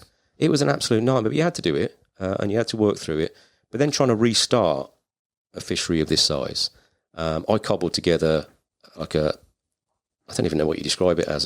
This was before we had the catch booking. I just cobbled together something on our page where we sell the vouchers. Yes. So we thought, right, I'll cobble it together here. We'll put X amount on when we reopened, and I think we sold like 200 tickets in 30 seconds. It was absolutely ridiculous. I remember seeing someone's story of like the gate, mate, and it just being like literally just gridlocked all the way up the road. The worst one was, I think it was the third lockdown. I think we reopened about April the 1st that would have been, let me get my years right here. So that was 2020, 2021, I think. And it was the end of the third lockdown. We opened up, it was April. We put posts out, we're opening it, do not get here before a certain amount of time. We got people on standby to do the tickets. And I said to you earlier, we had phone calls from locals saying, listen, you want to go and have a look around Whitney? I go, what are you on about? He goes, well, there's just cars just driving around Whitney constantly, waiting for you to open the gates. And eventually, they didn't listen and blocked up most of the main road at sort of 1 o'clock in the morning. So we had to send the security guards out to let them in at 1-2 o'clock in the morning, which we didn't really want to do. But we had no choice. And that was horrible. It was an absolutely ridiculous. So no, COVID was, like I said, we were shut for best part of 5.5 months, I think, out of a 12-month period. And we nearly reached budget. Jeez. So you can imagine how horrible it was during the 6 months that we were open to take that amount of money. I mean, no one was happy. No. No one was. No, rephrase that. They were happy to start with because you were back out again and you were doing things. But people were queuing for 8-9 hours to get bibbies. We then heard about WhatsApp groups that were being set up where people were selling tickets to each other and reserving pegs. I mean, how do you I'm getting emails saying, well, it's disgusting, you've got to stop it. I said, well, how do I stop it? What am I going to do?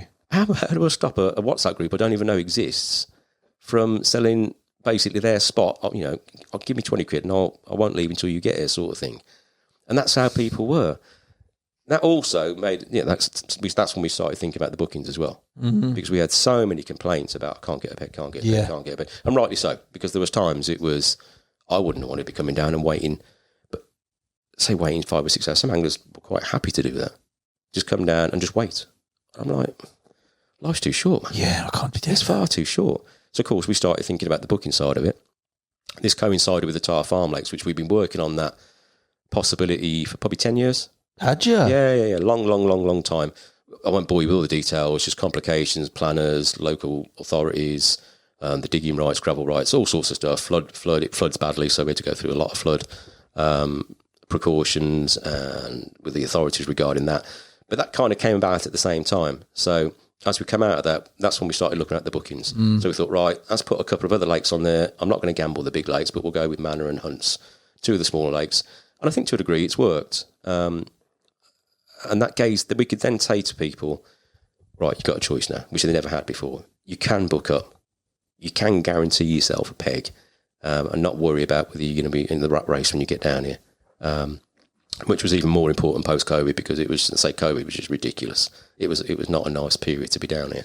But that it didn't give you the option to book a peg on Brasenose, for argument's sake, but it did on the others. We then started taking a few other sort of, which we always have done, whole lake bookings, half lake bookings, things like that. Of course. To the point where last year we did decide, we were trying to keep people happy from the COVID because people were saying to us, listen, it was so horrible. Can I just book up 10 pegs, come down with mates? And we thought, right, we'll help you out. Yeah, no problem at all. But then that snowballed and got more and more and more. And before you know it, we're now getting complaints because there's too much booking. It's gone full circle very quickly. So we're already addressing that. Next year, we're slowly, probably won't notice it in the spring this year. We're going to cut that back a little bit and just try and leave a bit more room for the day ticket anglers. So we stop a lot of the sort of 8-10 bookings, but we still do the whole lake bookings. We've always done those for events and charity matches. You do, and also you do a lot on that side, don't you? You talked about the BYCAC. You've obviously got loads of sort of military. Sort of Phoenix Carp heroes and stuff are always down here doing events. There's always that sort of presence sort of felt to sort of give back is another word, but also be a place where that is sort of accepted, housed, and you support it as much as you possibly can do, don't you? Always done loads of charity work. Yeah. Always from way back. Starting off with just basic charity work back, what would that be? I don't know. Mid-90s sort of time. We then used to do a kiddies event, which was brilliant. We did that for many years, actually. All the star anglers would come down. Yeah. I can't think, did we call it Fish for the Stars? No, that was one that came afterwards. This was just a junior fishing. And that was when so much free stuff off the industries. That sort of fizzled a little bit, and then we started the Fish with the Stars, which we did for motor neurone disease. Yes, I remember that. And that was the association because Len lost his wife, and then his new partner had lost her husband to that, so there was a very strong link with that. And we raised many hundreds of thousands of pounds for that over the years. Did loads of that charity work. Eventually that got a little bit too big. Again, we then started probably going to more other charities that were requesting lakes and helping them out. Some we give for free, some we charge, some we give a discount, but we do loads and loads and loads of charity work. Most weeks I'll give out some free fishing tickets for something. Yeah. And not just charities, local clubs. We help out local boxing clubs, cricket clubs. I help coach 2 local football teams, under 5s, under 15s, and we Linear sponsors all the kits, which when they get to under 15s, I mean, this year we did it in the summer, that was nearly $3,000 worth of kit. Yeah, geez. It's terrifying, the prices of things, but we're always trying to help out with something, the local environmental groups, Low Windrush Valley Project, which does a lot of good work in the area, owl boxes, bat boxes. It's also not something that you scream about. Sometimes when I see people you often think, is there an ulterior motive for that sort of screaming about it or shouting about it? It gets done, and the more you sort of choose to look into it, you see exactly how much you guys actually do. So it's not for a sort of No, not at all. We do put it on the website sometimes, but that'll just be, we just put it on. It's not a look at us type thing. We've always enjoyed doing that, and we'll continue doing that because I think you should be doing that. personally. Okay, well, maybe we're in a fortunate industry where we can give quite easily stuff out for charity. Yeah. But I could also be a complete arsehole and not do it. You could be ruthless. Yeah, 100%, mate. Yeah. And I'm just the complete opposite of that. Absolutely. And it causes, don't get me wrong, it causes a lot more work, but it's the right thing to do. You've got to put back. You've got to put something back and help out where you can. And then we do other stuff. We do fun sponsorships like we do with Oxford United and things like that are just, we're not gaining anything out of it. I don't know, but it's keeping everything involved. Local football is obviously a big thing here. All the Baileys are football fans, and they all have their own teams. But regardless of their team, they also keep an eye out for Oxford United because we're Oxford. We do family days out there, or if you want to call it family days, linear days at the Oxford United and buy the box out and stuff. It's good. And Smiths are even worse. Our parent company, yeah. Really? Oh, of course, yeah. The directors and some of the people over there, yeah, they've been Oxford mad for longer than I care to mention. Never mind, eh? The Tar Farm, the development of Tar Farm, you talked about the time sort of preceding that, the lakes there. For me, I remember fishing it before it was open. I remember fishing it on a Tackling Mine social pretty recently. Yep. And I remember fishing it in the middle interim period as well. That complex, in that amount of time, I was shocked how much it's matured. Because when I first got on there, I know it was winter, but I was like, oof, these are very different to the other lakes, very different in the terms of topography, depth. I remember thinking, oof. And then also in terms of they just look relatively barren. And then I'd fished it, I don't know when the Tackling Mine social was, summer last year. And I was like, but it looks like they've always been here. Yeah. It's mad. Well, what you didn't see was the year before you fished it, where we had to basically deforest it. They weren't new lakes. Right. But no, they were newish lakes. But we, I don't know, we probably spent 30 grand purely on tree work. They were surrounded. Yeah. So what you weren't seeing was all the stumps. Yeah, they were levelled. That have just shot back up, which we knew they would. We needed to get them under control. And like you say, now it just looks like they've been there forever. Yeah. And willows are great. I mean, the willows around the lakes, but they're a pain in the arse. They're just like weeds. They give you a nice cover and they look nice, but they really are. I mean, like I say, we got through a hell of a lot. It was the biggest. It was that and the track work down there was the two biggest. The track. Yeah, I didn't even think about that. Yeah, that was the two biggest, and that cost a fortune. Though I don't going to go down that road. Because it's just you got to do it to certain standards, even if it was off road, and it was tad expensive. The fish stock, the fish that went in there, all sort of, I don't know, bought in new stock, or did you put any? Were there any originals left in those lakes or about in those lakes? So you've got, for those that haven't been there, you've got it's Tar Farms lakes. Let me get this right myself: 4, 5, 6, 7, and 8. Yes. Lakes 1, 2, and 3 are dog walking lakes, nature reserves, who actually we look after as well. People don't realise that. So all the locals that walk their dogs around Tar Farms 1 and 2, we actually pay for the upkeep of that, and the tracks and the benches and all that sort of stuff through Smiths. Okay. And we do that there. So there is a reason why we started them on lake number 4 and went to 8. It's because the other ones aren't actually for fishing. So lake 4, yes, definitely got originals in it. Couldn't tell you if it did a mid-40 tomorrow that we never seen before. It's possible. I'm not saying it is, but there was definitely carp in there, and they've been in there. That lake had been there for quite some years, and it had received fish from a lake next door to that. Okay. In a flood, all pipe linked, right, except for one. So could they move through? Yeah, definitely. Of course, yeah, definitely. And we have had one fish out that we thought, I don't really recognise that. It wasn't massive. I think it was an upper 20, might have been scraper 30. But there's a possibility of a surprise. Not being honest, in fishing, that's all you need. That's all you need. But particularly, I'd say probably lakes 4 and 8. 4 leads into 8, which then leads into 7. Yes. So 4 and 8, I think, are probably. And lake 8, what we did with lake 8, which is what I always wanted to do with the water, we stocked that quite low. That's the one I fished, yeah. Yeah, so we stocked bigger fish and we stocked less. Yeah. We thought what we want is within 5 years, to be fitting there, having a run, and when you get that run, you like your arse falls out because what's that going to be? And it's already done a fish that's done 46 or was it 45? Can't remember. Which is no reason why that won't be 50 by this time next year. That's a mega carp. Yeah, and it's a big scaly thing and all. It's not like a plain boring one. Mega one. Oh yeah. So yeah, Tar Farm's lovely, but you're right, the depths are all over the place. Mad. Absolutely all over the place. Yeah, it's probably I wouldn't say it's a downside to it, but you have to think about it. Except for Lake 6. Lake 6 actually is the complete opposite. It's the shallowest lake of all the lakes we've got. Average depth of about 5 foot. which is great. It makes it easier for fishing until the weed comes up, and then it's just a pain. We just have to keep cutting it, which makes it hard work. But because it's shallow and it warms up quickly, the fish are growing like stink in there. As I said before, very different. You talked about the Brasenose model, and if you could have 20 of those venues, you'd stack them out and do really well, because that seems to be what people want.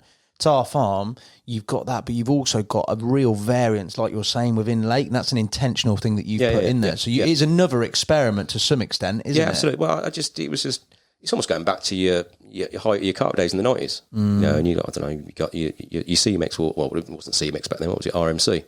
And you're watching people fishing for a small number of fish, knowing that chances are the next fish that comes out is going to be an absolute lump, or that real character single that never grows. We haven't quite gone that far. I think what's Lake 8? So that's Lake 8's about, it's not big. No. 5-6 acres maybe. Yeah. We've only put 8 pegs on it, so you've got loads of water. And I think we stocked about 200 fish in there. But the average size we stocked was a lot bigger than the other sizes, the other lakes. So, and they have its work straight away. It's already done about 1030s. 2 or 3 of them maybe mid-30s. And obviously the big one. So it's already well on its way. Fish-wise, obviously, heyday, St John's, big plated, Kempy's, I've referenced others in Manor, loads of the sort of A-team of probably my time of linear carp. The point at which they go, because invariably they do, and it's an horrible part of livestock, but it's the nature of the beast. As a fishery, and I think we were talking about this in a debate podcast we had a few weeks ago. Obviously, those characters over time sort of forged their list on the A-team. Everybody wanted to come and catch them. And I've had everybody from Scott Lloyd through to Finn trying to catch the box or whatever, and stories of their captures, which are incredible, giving people so many joy. When they pass, and they're such significant, prominent factors within the sort of fishing at Linear, and you look at the next, if you like, fish to come, do you feel that is completely different now, in terms of, instead of it being 1 or 2 fish, there are numbers of fish that might not hold the same sort of individual prominence? Yeah, I think you've hit it bang on there. It's different now. There's no question about it. I don't think people are that bothered whether the fish has got a name anymore. Are they not? I don't think. Nothing like it used to be. I mean, that was the thing, wasn't it? Mid to late 90s, early 90s, you're chasing names around. People don't seem to be.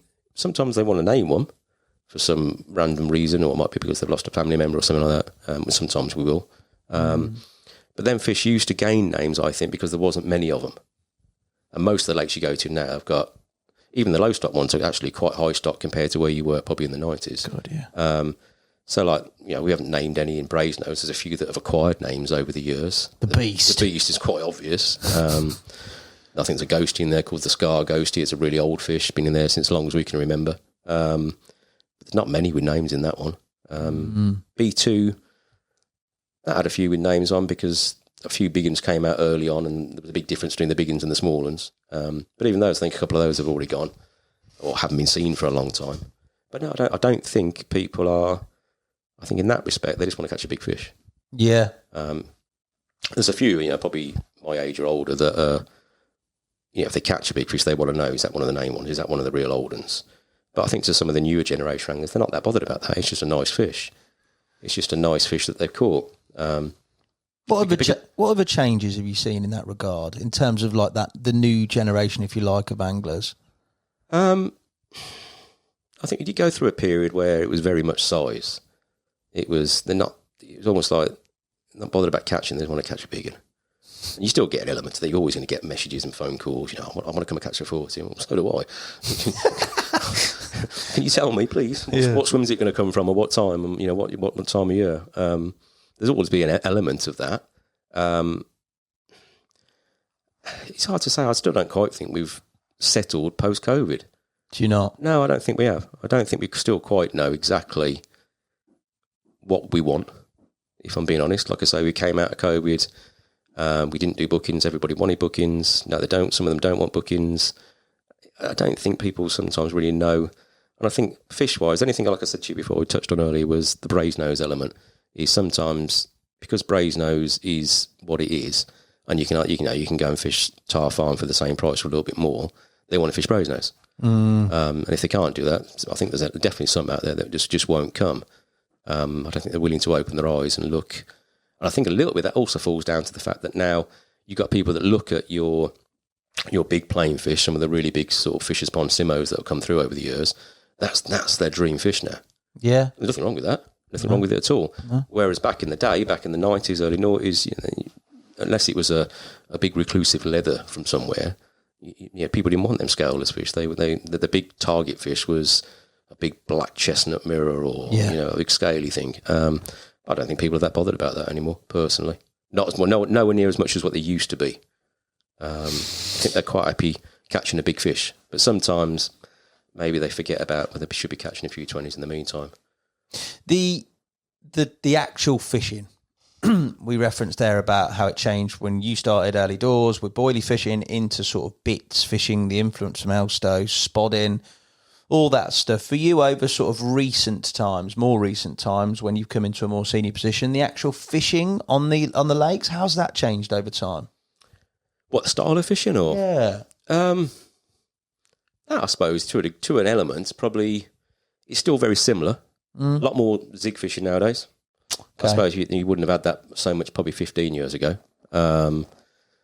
Don't seem to get, probably our own worst enemy with that. You don't get as much floater fishing and proper floater fishing stalking side, but it's hard to do that when there's not many pegs to choose from. You can't just wander around and choose your spots to do that with. I think the main probably over recent years has been your live bait side of it, your maggots and your worms. That's been massive, hasn't it? Yeah, it's been massive. We had to take measures on the maggot side of it because it got a little bit too much. What, quantity-wise? Quantity-wise, yeah. And I mean, some of the rules that we've put out there, even to me, I look at it and go, that's a stupid rule. And I made it up. It's, people will say, well, listen, why can I only put 4 pints of maggots out a day? I can't spawn them, but you happily let me put them out with PVA bags. I said, well, you've got to take time to do that effort. And if you really want to work at it, you can do. What it does do, and it has done massively, is stop the people that were coming down with 10 gallons at a time and just spotting. Two things, right, there was a question, does it affect the water quality? Yeah. I don't know the answer to that. Do they go down there and break down and you just end up with loads of ammonia in the bottom? I don't know. I'll be honest with you. I'm not sure if that is the case. But what you do end up with is fish not taking the nutrients in that they would do if they were having a bit more boilie, for example. Yeah. A nice mixture, you get your carbs, get your sweet corn, your boilies, your pellets. That definitely changed, and that's been long term. A syndicate water that's just boilie fed, they get bigger quicker. There's no getting around from that. And we were watching even junior events, junior matches. They were coming down with 7-8 trays of maggots at a time, and it just wasn't right. So I say to some it looks like a silly rule, but it did work. Stopping the spotting, that has worked. Worms have kicked in since. We haven't taken any measures on the worms yet because I don't think quite the same quantity goes in. And they're very expensive as well. It's pricey, isn't they? Yeah, so, I mean, not everybody's going to do that. Another element as well, it wasn't just, I probably should mention, on the maggot side of it, it wasn't just purely, is it going to cause a problem with the quality of the water, the feeding side of it. We'd also reached a point where a lot of anglers were sort of emailing me and saying, listen, I've come down fishing. I've got mate boy next to me that's put out 10 gallons of maggots. I've got mate boy next to me that's put out 5. I can't afford it, and I haven't caught anything. Yeah. And at first, your initial one of those is, oh, don't be stupid. But then actually take a second, think about it, and now he's got a point there. If you can't afford it and you can't compete with it, well, you're not going to catch. Or your hands are tied instantly as soon as you get there. And we didn't agree with it. We didn't like that. We didn't like that at all, and we were witnessing that happening. So, yeah, we nipped it in the bud. At one point, I remember I can't remember which lake it was. Was it Oxley's or something that you shut for periods of time to rest, and then you started rotating them, didn't you, over a course of one summer? Yeah, we still do that. You still do that now? Yeah, we've been doing that for years. So we'd be through the summer months, which again people get confused about because it's at some places it's their busiest period. So what we do, it's normally last 2 weeks of June.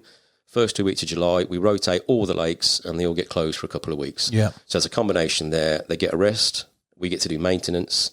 And of course, the way health and safety is nowadays as well. Some of the maintenance we used to do maybe a little bit too blasé, shall we say. Okay. We now have to be a bit more careful with it and make sure there's no public about to get this work done because we just can't take that risk. Some of it's preventative as well with the tree work as well. We had to, especially with the storm that came through last night. Yeah. The storm, was it Isla or whatever it was? I can't remember what it was called now. Some of the trees, if we hadn't taken out and there'd been people fishing under that, you can't take that risk, So we do the resting period still. It's also as close as we can get to a definite rest after spawning. People say to us, what you do with spawning, and it varies. Sometimes we'll close an area of a lake, sometimes we'll close a whole lake, sometimes it might only be a couple of pegs if it's a small lake. But you can't guarantee when that's going to be. No. So what we do is when they do spawn, we'll react to that. Unfortunately, we may have to ask people to leave lakes and deal with it that way, but then we know at some point in that summer they're going to get a 2-week spell of have a little bit of a rest as well, which can't do them any harm. Plus, we also get to get the weed cutting done as well, which... as costly as that is, and it is ridiculously costly, it has to be done. Weed cutting, mate. Yeah. I'm in the wrong game. I need to build some sort of makeshift weed cutter, don't I? I mean, to give you an idea, I think last year, and this again falls into the category of it's not just about the money. We could tell people, just deal with it, learn how to fish in the weed. I think we spent 68 grand last year alone just on weed cutting. Some of the overheads that you have to put through, I think we spend about $2 grand a year on toilet roll. It's just ridiculous. But so some of the things it is important that you do. The other elements of sort of fishery management, obviously over the course of years, you hinted at it there, things have become covered in more red tape, there's become more paperwork probably involved, there's things that probably take a lot more time now to deliver than they ever did back then. Yep. That whole shift, that whole ethos, that whole sort of development in terms of society and where we're at, how has that been embraced by you lot? It's got to be done, but it can't make life easier, surely.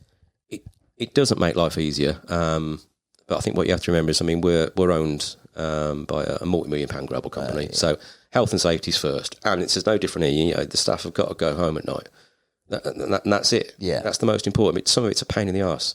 Oh yeah, we're not going to lie to you. We're very fortunate the people that work here are safety conscious. Yeah.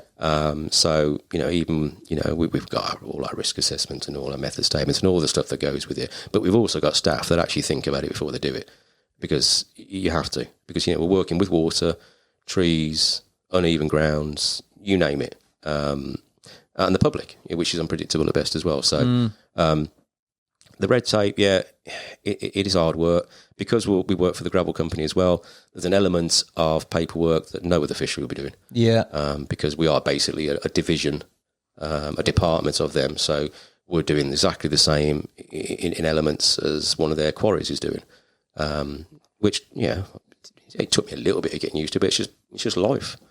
That's just you embraced it. Yeah. And I think as I've got older, I think maybe I'm quite happy sat in the office rather than outside freezing it. The other element of fisheries, especially nowadays, mate, you hear about it. You said there earlier, I think you said that they're maybe unjustly sort of given the mark of the damage is otters. Otters, the likes of predation, fisheries, fencing, that whole sort of influx, how it's pictured, and that element that's come into fisheries, especially carp fisheries, a lot of money in livestock, a lot of money in, you talked about their weed cutters and stuff that's being spent.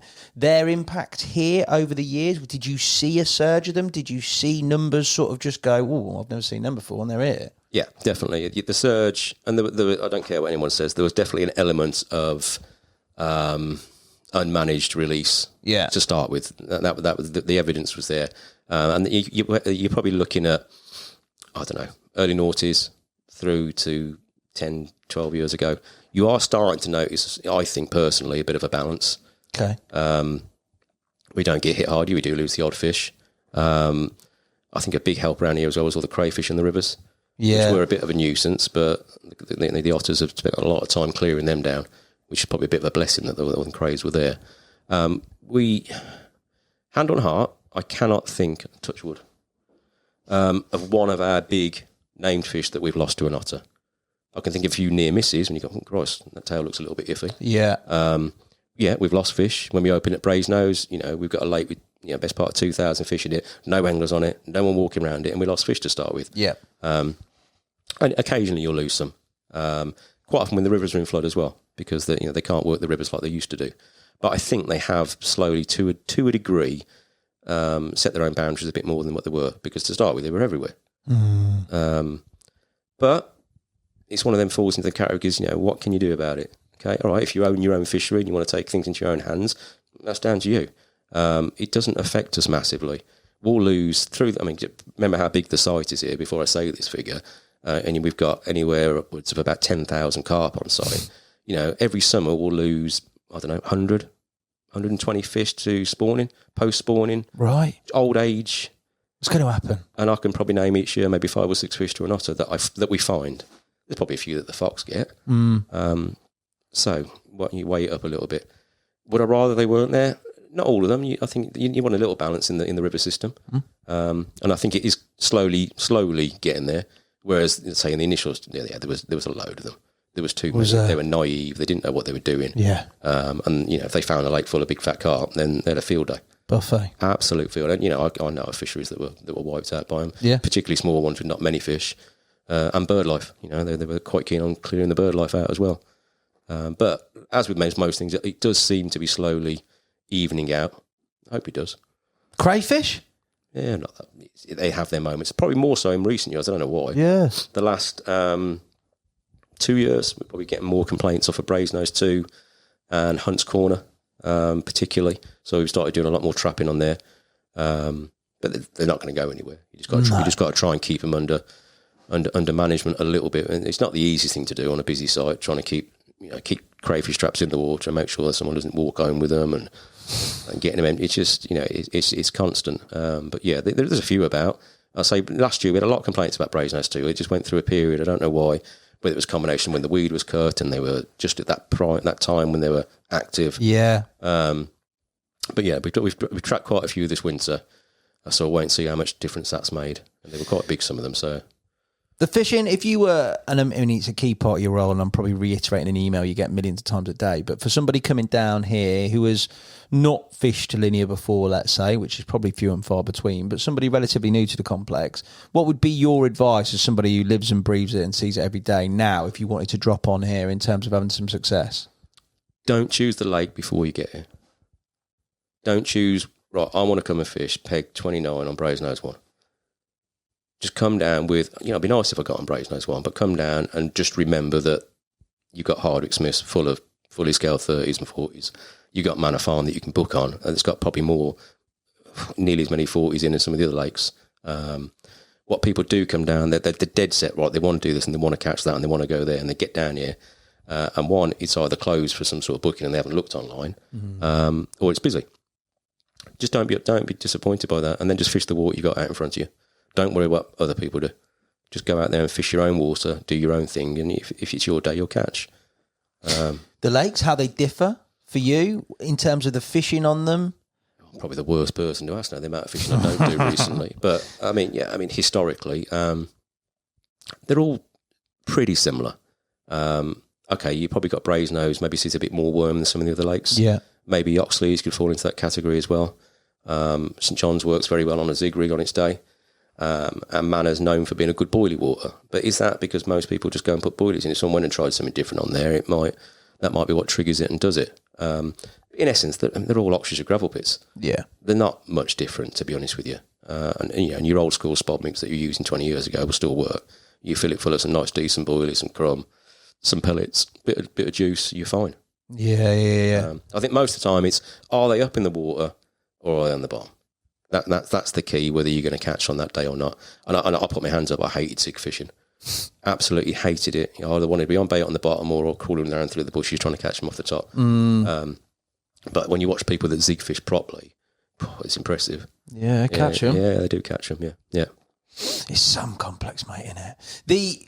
The sort of future for linear. You've obviously got Tar Farm. Is there more lakes coming? Is there a development with regards to maybe stocking in anywhere else, or looking at maybe, I don't know, diversifying? There's loads of lakes nowadays. The market for sort of exclusive bookings, if you like, and little cabin style little lakes is booming. That marketplace seems to be very busy. So is there any thought to do anything like that, or is it very much stay sort of as it is, consolidate what's happening? I think at the moment it's consolidate. Because we've come out of that period, the COVID period, where figures were all over the place, from taking nothing to taking absolute beyond record figures. We're only just settling down and trying to get our heads around, you know, where is the business now? Where is the industry on sort of the amount? And I think even in the tackle trade side of it, I think, you know, you see a lot of deals off of companies at the moment. I think some of that is post-COVID. They were selling so much, right, let's get it in and we'll sell it, and now it's slowed down, so they're stuck with some of it. It's no different here. So I think it's definitely consolidate. We'll see the booking lakes, how long will be done? Nearly 2 years now, the booking lakes, which is Manor Farm, Hunts, and the 5 Tar Farm lakes. I think let's see how they go. I think most people, I think there's a nice little core out there that enjoyed being able to book on, know where they're coming, know when they're going, and they enjoy that side of it. There's also loads that still don't do that. Yeah. And that's why we probably won't jump just yet to putting any other lakes on. We'll just see how that goes, see how it settles. There's lots of other fisheries out there now with just, you know, 4 pegs and a little cottage on one lake, and there's loads of competition out there, so you don't want to get too carried away. As far as lodges go, we've looked at it. We have looked at it, but the payback's quite long on stuff like that. Is it? If you want to do it properly, because, you know, a lot of these places you see, and they look lovely. You know, they're proper plush, flat screens, nice, you know, real nice bathrooms. It's not a little shed. So to compete with that and do it properly and do it justice, I'm not sure. Not sure if that's really what Linear is about, to be honest with you. As far as lakes, I'd like to say we've got loads coming on them, but there's nothing in the pipeline at the moment. You know, if something comes along, we'll look at it, but we do try to keep it local. Do you? And there's only so much around. So you won't be spreading to lakes further afield? I don't think so, unless something really good came out that we couldn't refuse. But then it changes, the dynamic changes, and then the management isn't all in one little area, and it's different people and people you don't know. And like I said to you, one of the main reasons this works is the people we've got working here who are first class and we know well.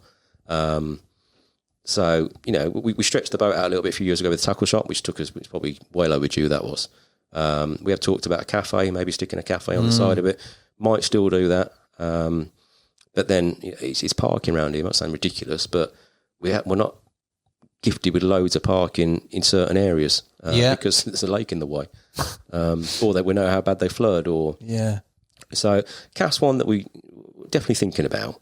But that's probably, you know, we're planning and organising. It's probably 3 or 4 years away if you're lucky. There is another big syndicate lake that we do run on the quiet, which we're just trying to wait and see how that settles and what we do with that. So watch the space on that one. Here we go. But it's not for the faint heart. It's quite a large lake with not many fish in it. So, but it'll be something different. We have got one other water tucked away, which we had planned to open prior to COVID, but complications, planning, public access, all sorts of issues have slowed that right down. Again, that'll just be a small little syndicate. But I'm not sure where we are with that one at the moment. It's low on the agenda. It's one of them ones, you know, it's nice if it happens. Won't make loads of money on it. If we can, we will. But it's there and something different. Yeah, potential option. I'll tell you what I have seen very recently is a lot of different, if you like. I mean, it was always there, that multi-species element, but pike, perch, especially in tar, and also the big roach, mate. Yep. I've seen a lot of coverage of sort of that, which will hopefully, no doubt, bring probably a lot more sort of all-rounders / specimen hunters to the sort of complex, because there must be potential for big bream, big tench, big everything. Makes a lot of bait going in there, isn't there? Yeah. Well, we've always tried to encourage it, especially maybe more so on the tench side of it. I mean, the tench fish have been coming down here for years. Yeah, doing little mini events and now some more larger events. I think they did like a national competition last year. I think it was Oxley's Lake. I think they're coming back down again to do that this year. Are they? Like you say, the roach fishing has been phenomenal on some of the lakes. B1, B2, Oxley. But they've all got big roach in. But it is hard to target them sometimes. But B1, like I say, that did a 4-pound 2 fish. Oh my God. Which, I mean, got me a little bit naive at the time. I didn't realise just how big that was. There's plenty of 3s in there as well. I wouldn't like to say what the biggest bream would be in B1, but we saw a picture of one 4 years ago. The bloke didn't weigh it. I don't know why he didn't weigh it. It was gigantic. If it wasn't 20 pounds, it was very, very close. And I don't care what anyone says, you know, it's a 20-pound fish. Whether it's a bream or a carp, you know, it's a 20-pound fish. So at some point, it wouldn't surprise me if we get a surprise out of particularly B1 on the bream side of it. Pike, they just sort of tick along in the background. Pike fishing is nowhere near as popular as it used to be. Do you not think? No, I don't think not in the style that I know it as. What's that style? Which is your dead bait and sat there with dropbacks. It's definitely getting more popular on the spinning side of it, which is what I grew up with in the States. You know, going around lure fishing, and you see that with what we sell in the shop, perch and pike. And on the Tar Farm lakes, they've done some really big perch and some decent pike. But pike are a fragile fish. They don't last massive. They're weak. They don't like getting caught some of the time. There'll be big pike. There'll be 20s. I'm not saying there's any 30s on the site. There might be. Probably Tar Farm 4 or Tar Farm 8 will be the ones where you'd find a really big pike if someone wants to go and have a go for it. And they've both done £4 plus perch. I was going to say they've done big perch, haven't they? You've blown that out of the water for me there. Yeah. Sorry. But now I've always tried to encourage the other species. In recent years we've stocked the small ponds with crusians, proper true crusians, because we know they're a dwindling species. Well, they're a pure generic crusian. So and they're already up to nearly £2 in the pond behind us, which is great for the kids. Yeah, absolutely brilliant. So we started doing that. There's not much else you really can do. You always got the catfish. Love them or hate them. How big is the one in St John's? Well, we're not quite sure. I think the late record's 112, but we have heard of someone said to me today that they believe there's been 120 plus out. God. So I'm not sure. There's a lot of them in there. You're water skiing, mate. Oh yeah, I think that's hard work, that, isn't it? And of course, people don't realise they're actually in Manor as well. So are they? Yeah, they're in Manor as well. Yeah, they're up to about 60, 70 just in St John's. No, they're in Manor post the 07 floods. Floods, okay. Yeah, is that was a big boy set of floods that we had in 07, and that sort of moved things around. Well, it didn't move any big cats; it moved all the little tadpoles around. Right, and then they've grown on. Yeah, mad. They could grow well. You personally, 25 years or however long plus, in and around here. Yep. You've changed. You've calmed down a bit. You've talked about that whole thing. Life has sort of changed. There's different parameters as kids. There's being a taxi service. When you look at sort of the next 25 years. Well, which is a long time. Yeah, hopefully I'm still there in 25 years' time. Yeah. When I retire, who knows? I mean, Christ, the retirement age might be that by the time we get to that anyhow. So I'm not one for sitting around and doing nothing. You're busy, ain't you? Always busy. You're talking about eBay and like weird. What were you talking to me about before that you like getting into? I just like involved, collecting stuff and then selling it and trying to hunt him for that mystical. I don't know. Rodney's fucking pocket watch they found, wasn't it? One day Rodney, and then one day Rodney it happened. But no, yeah, I enjoy doing that. It was almost like a little bit of treasure hunting. It's a bit of fun, collecting stuff and seeing old bits of history. I enjoy that. You buy something, I'll probably keep more than I should do. But seeing big old, Spanish pieces of A and stuff like that. I think it's a bit, you're holding a bit of history in your hand. I gave one to my son the other day. I said, "Listen, mate, pirates have held that." Yeah. And he's like, "What do you mean?" I said, "Pirates have held that coin." And he said, "Really? Do you think so?" I said, "Well, might have." You don't know. And no. It's just, it's a bit of fun, but I shouldn't be. I ain't got time to do it. And then you got to say, help coach 2 kiddies football teams, under 5s and under 15s, which takes a lot of time up. But yeah, we love it. Absolutely love that side of it. Fishing. Is it coming back? Little bit. I mean, I haven't done a night probably in 8 or 9 years. I just don't get time to do it how I want to fish. So because I can't do it really how I want to do it, I just don't do it. There's only so much time in the day. You miss it? A little bit at times, but a lot of times so busy doing other stuff, you don't get time to miss it. But I do get, we get the float rod out with the boys every now and again. And I enjoy that. That's quite nice. It's like going back to your roots, if you like, and watching the float going under and not quite sure, especially on the little ponds, you're never quite sure what you're going to catch out of them. Last year when a lolly took them, Busman's holiday, went to Anglers Paradise. See Zenya and all the team up there. Yeah. It's just a bit of fun. But fishing wise, I should do more. And I sometimes kick myself for not doing more, but there is only so much time in the day. And this place does take a lot of it up. There's no getting away from that. Mate, I can only imagine, like, when I think of it, and you referenced history there, mate, the legacy, we've talked about Len, we've talked about all the sort of superstars that have been on here, that have their own part of it, but your part in the sort of maybe more modern day Linear and how your career's meshed in with that and shaped, you have an incredible amount of influence and legacy over what is proceeding and coming forwards, mate.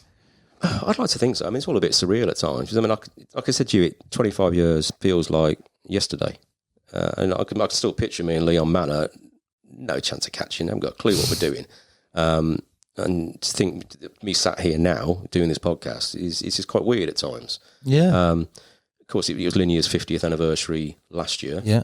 I think 30 of those years was that it had been in Oxford. Prior to that, it was a different fishery, sort of Milton Keynes, Bedfordshire way. And I'd like to think that, well, I think all of us here, I think most of the team, if not all of them, I think would like to think they're going to be part of whatever the next 20 years brings. hopefully we can just carry on just producing quality places to go fishing without too much hassle, listening to what the customers are saying and just trying to react to it, which ain't easy. It's far from easy. I don't, as you said before, you can't keep everyone happy all the time. You can't keep it, but we want to. And I think that's the time we sometimes beat ourselves up and we shouldn't do. It's like, we can't. But, regardless of what people may or may not think, that is always the aim. We don't look at it in figures. We always try and look at it as do the right thing, which we have done. And the people still come. And that's why we still are, like, say, 50 years on. I mean, that's a long time for a set of fishing lakes. You get clubs, and there's some pretty old clubs out there. There's not many fisheries that spring to mind that are age. That are that sort of age. And there's no reason why it can't carry on, unless people's opinions of fishing change or, the whole economy really changes. But to a point, fishing has always proved to be a little bit, not bulletproof for recessions and, cost of living as it is now. Have you seen that? Have you seen an impact of the cost of living? Well, if you compare it, we had the recession, when was that, back in 08, 09, I think 08, it was? Something like that. It affected us a little bit, but not much. Okay. This time around, you've noticed it more. Right. Yeah, definitely noticed it more this time round. Again, a combination of post-COVID. I say people's attitudes to things are not what they were pre. People haven't got as much money. There's no getting away from that. And I think back in the day, that bit of extra money that they used to hide away and go fishing with, that's not having to be used on the family, which is a good thing.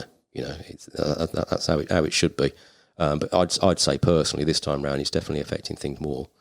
And there's a lot more choice out there. So competition. So there is an element to that, which is great. I think I think it helps, to be honest with you. Otherwise, you do end up slipping back into the same situation where Linear has been before, where they're all trying to come here, and there's just not quite enough room, and then people are getting pissed off because there's not quite enough room. I'd rather it be a little bit quieter, and everyone's happy.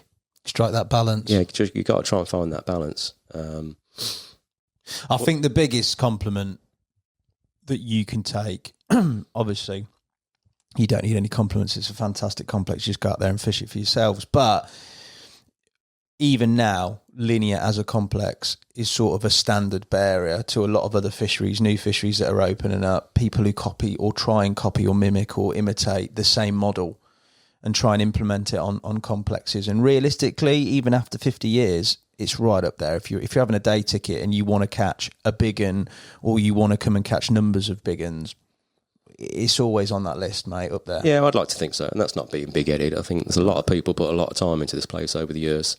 And there are places out there that are starting to replicate it. I know Norton Disney, it's a great complex. Great complex.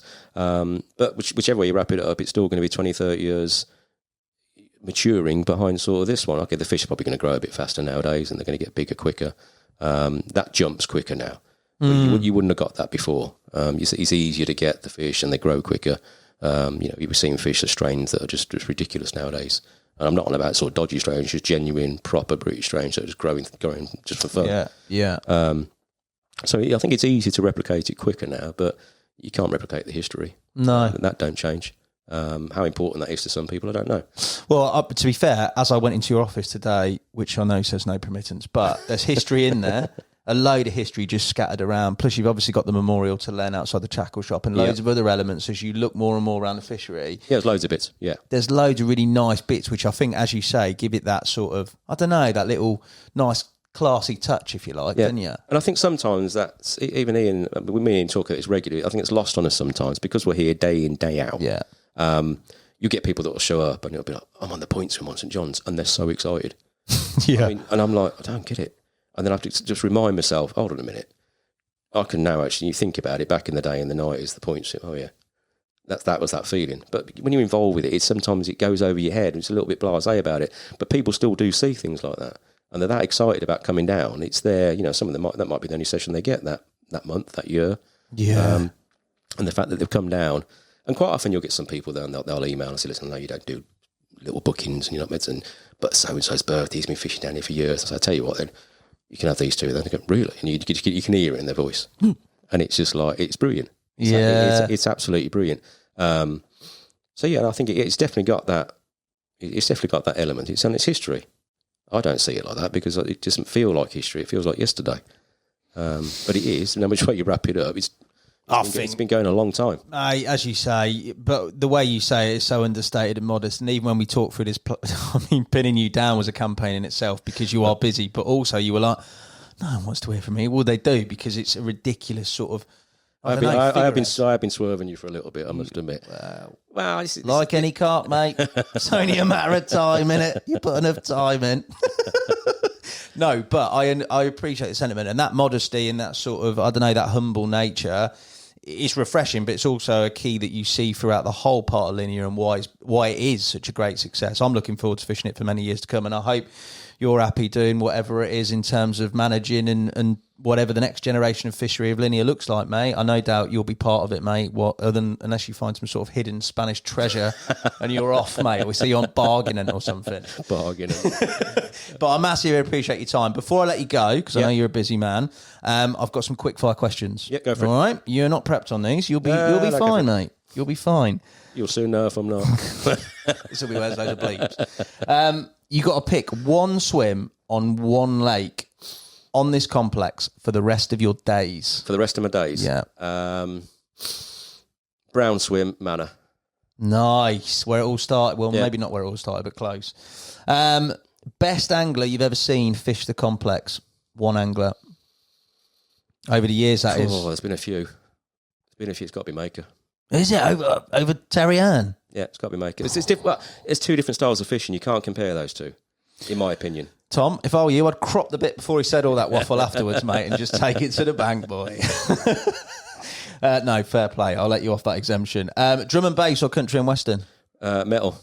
Oh, yeah, you were old school still a metalhead? Yeah. Unbelievable, mate. Yeah. I want to see the long-hair pictures in the pictures. I bet Roper's got a few. There might be some, actually. There might be some old fishing photos there. I'll have to have a look. Oh, I like it. 3 celebs you'd take fishing. Who would they be and why? There can be anyone past or present. 3 celebs? Christ. I don't know. That's a tough one, that one. I don't know. You flung with me on that one. 3 celebs. Right, let's go way back. Let's go Sam Fox. For obvious Sam Fox. For obvious reasons. Let's have. I don't know. That's a tough one. That one. It's got to be a footballer in there, hasn't there? Well, I was just trying to think of a footballer. A Gaza in his prime. Oof. Just for the sheer comedy value Sam of it. Fox and Gaza. This is like some sort of sudden work party. And let's have Gordon Ramsay. No, a bit of Gordon. Yeah, because you're going to get some decent food, and he's going to take the banter and give it back. So he loses his head, mate. Yeah, imagine. I can work with that. That's fine. Ramsay as a bailiff would be incredible. But imagine how easy it'd be to wind him up and all. Yeah, but when he goes, he'd go absolutely. But that's the fun of it, isn't it? Oh, mate, it'd be unbelievable. The killing field. What's it? Hunger Games. The killing field. That's what it'd be like. History carp you wish you caught. Doesn't have to be from this complex. Can be nationwide. History carp. Obviously the Bishop's obviously up there. There was always one though out at St John's. I don't know why. It wasn't one of the real known ones. It was called Black Eye out at St John's. It was just a real gnarly. I'll see if I can find a photo of that. Never caught it. A couple of friends caught it. It was just one of them carp. You just look at it and go, you've seen everything. Black Eye from St John's. Yeah. A real gnarly old Oxfordshire looking fish. I suppose that's the other one. The only other one, the main one that I always wanted to catch was a fish called the random linear out of Manor. Yeah, the random. Just always. I got all the other linears, but I could never get that one. Love that. Biggest regret? Well, in fishing or life? Could be life, could be fishing. Oh dear. That's a tricky one. Fishing. In fishing, not sticking to the corn back in the early days, and I probably should have done, because that would have caught us a lot of fish. You imagine, mate. Yeah, that would have caught us a lot of fish. On the old blunt rig. Oh. And in life, not really one for regrets, to be honest with you. Yeah, I love that. Yeah, there's probably things I could have done better, but not something I really regret. Not yet, anyhow. Here's one. Never ever do another day's fishing, or never ever do another day's fishery management / general manager of this place.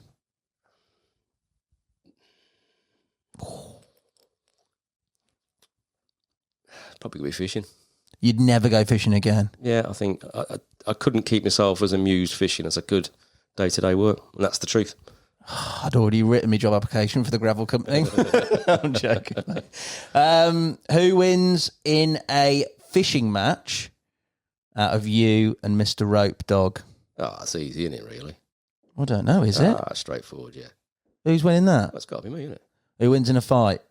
That's definitely got to be me. That would be a good charity boxing do, wouldn't it?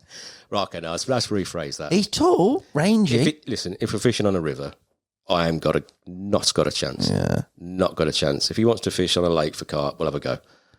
Yeah. That's a good one. I reckon you got to do that, mate. That and a fight afterwards. A couple of beers in between. And we definitely know who's chose the crappiest football team out of the two of us. Really? Yeah. What? Who's he chose? Well, he's bloody Liverpool, isn't he? Is he? He's not from Liverpool. Oh, no. I'm still reminding him when Villa being 7-2, so it don't matter. You got a West Midlands connection, haven't you? Yeah, absolutely. I'm definitely not a Blue Nose either for those you Blues fans that are watching. Villa, mate. Oof. Final question: night out on the bank or a night in with the missus? Which one are you taking? Probably missus, I suppose. Yeah, if you'd have asked me that 15 years ago, I'd have probably been a different answer. Yeah, I like that. You've changed. You've mellowed out, become humble and relaxed in your slightly senior years. Slightly. Yeah. Plenty of time to go. Thank you so much, mate. Thank you guys for watching and listening. I'll be back soon with another podcast. Until then, Chris Blunt, mate, you're a legend. Thank you very much. Cheers.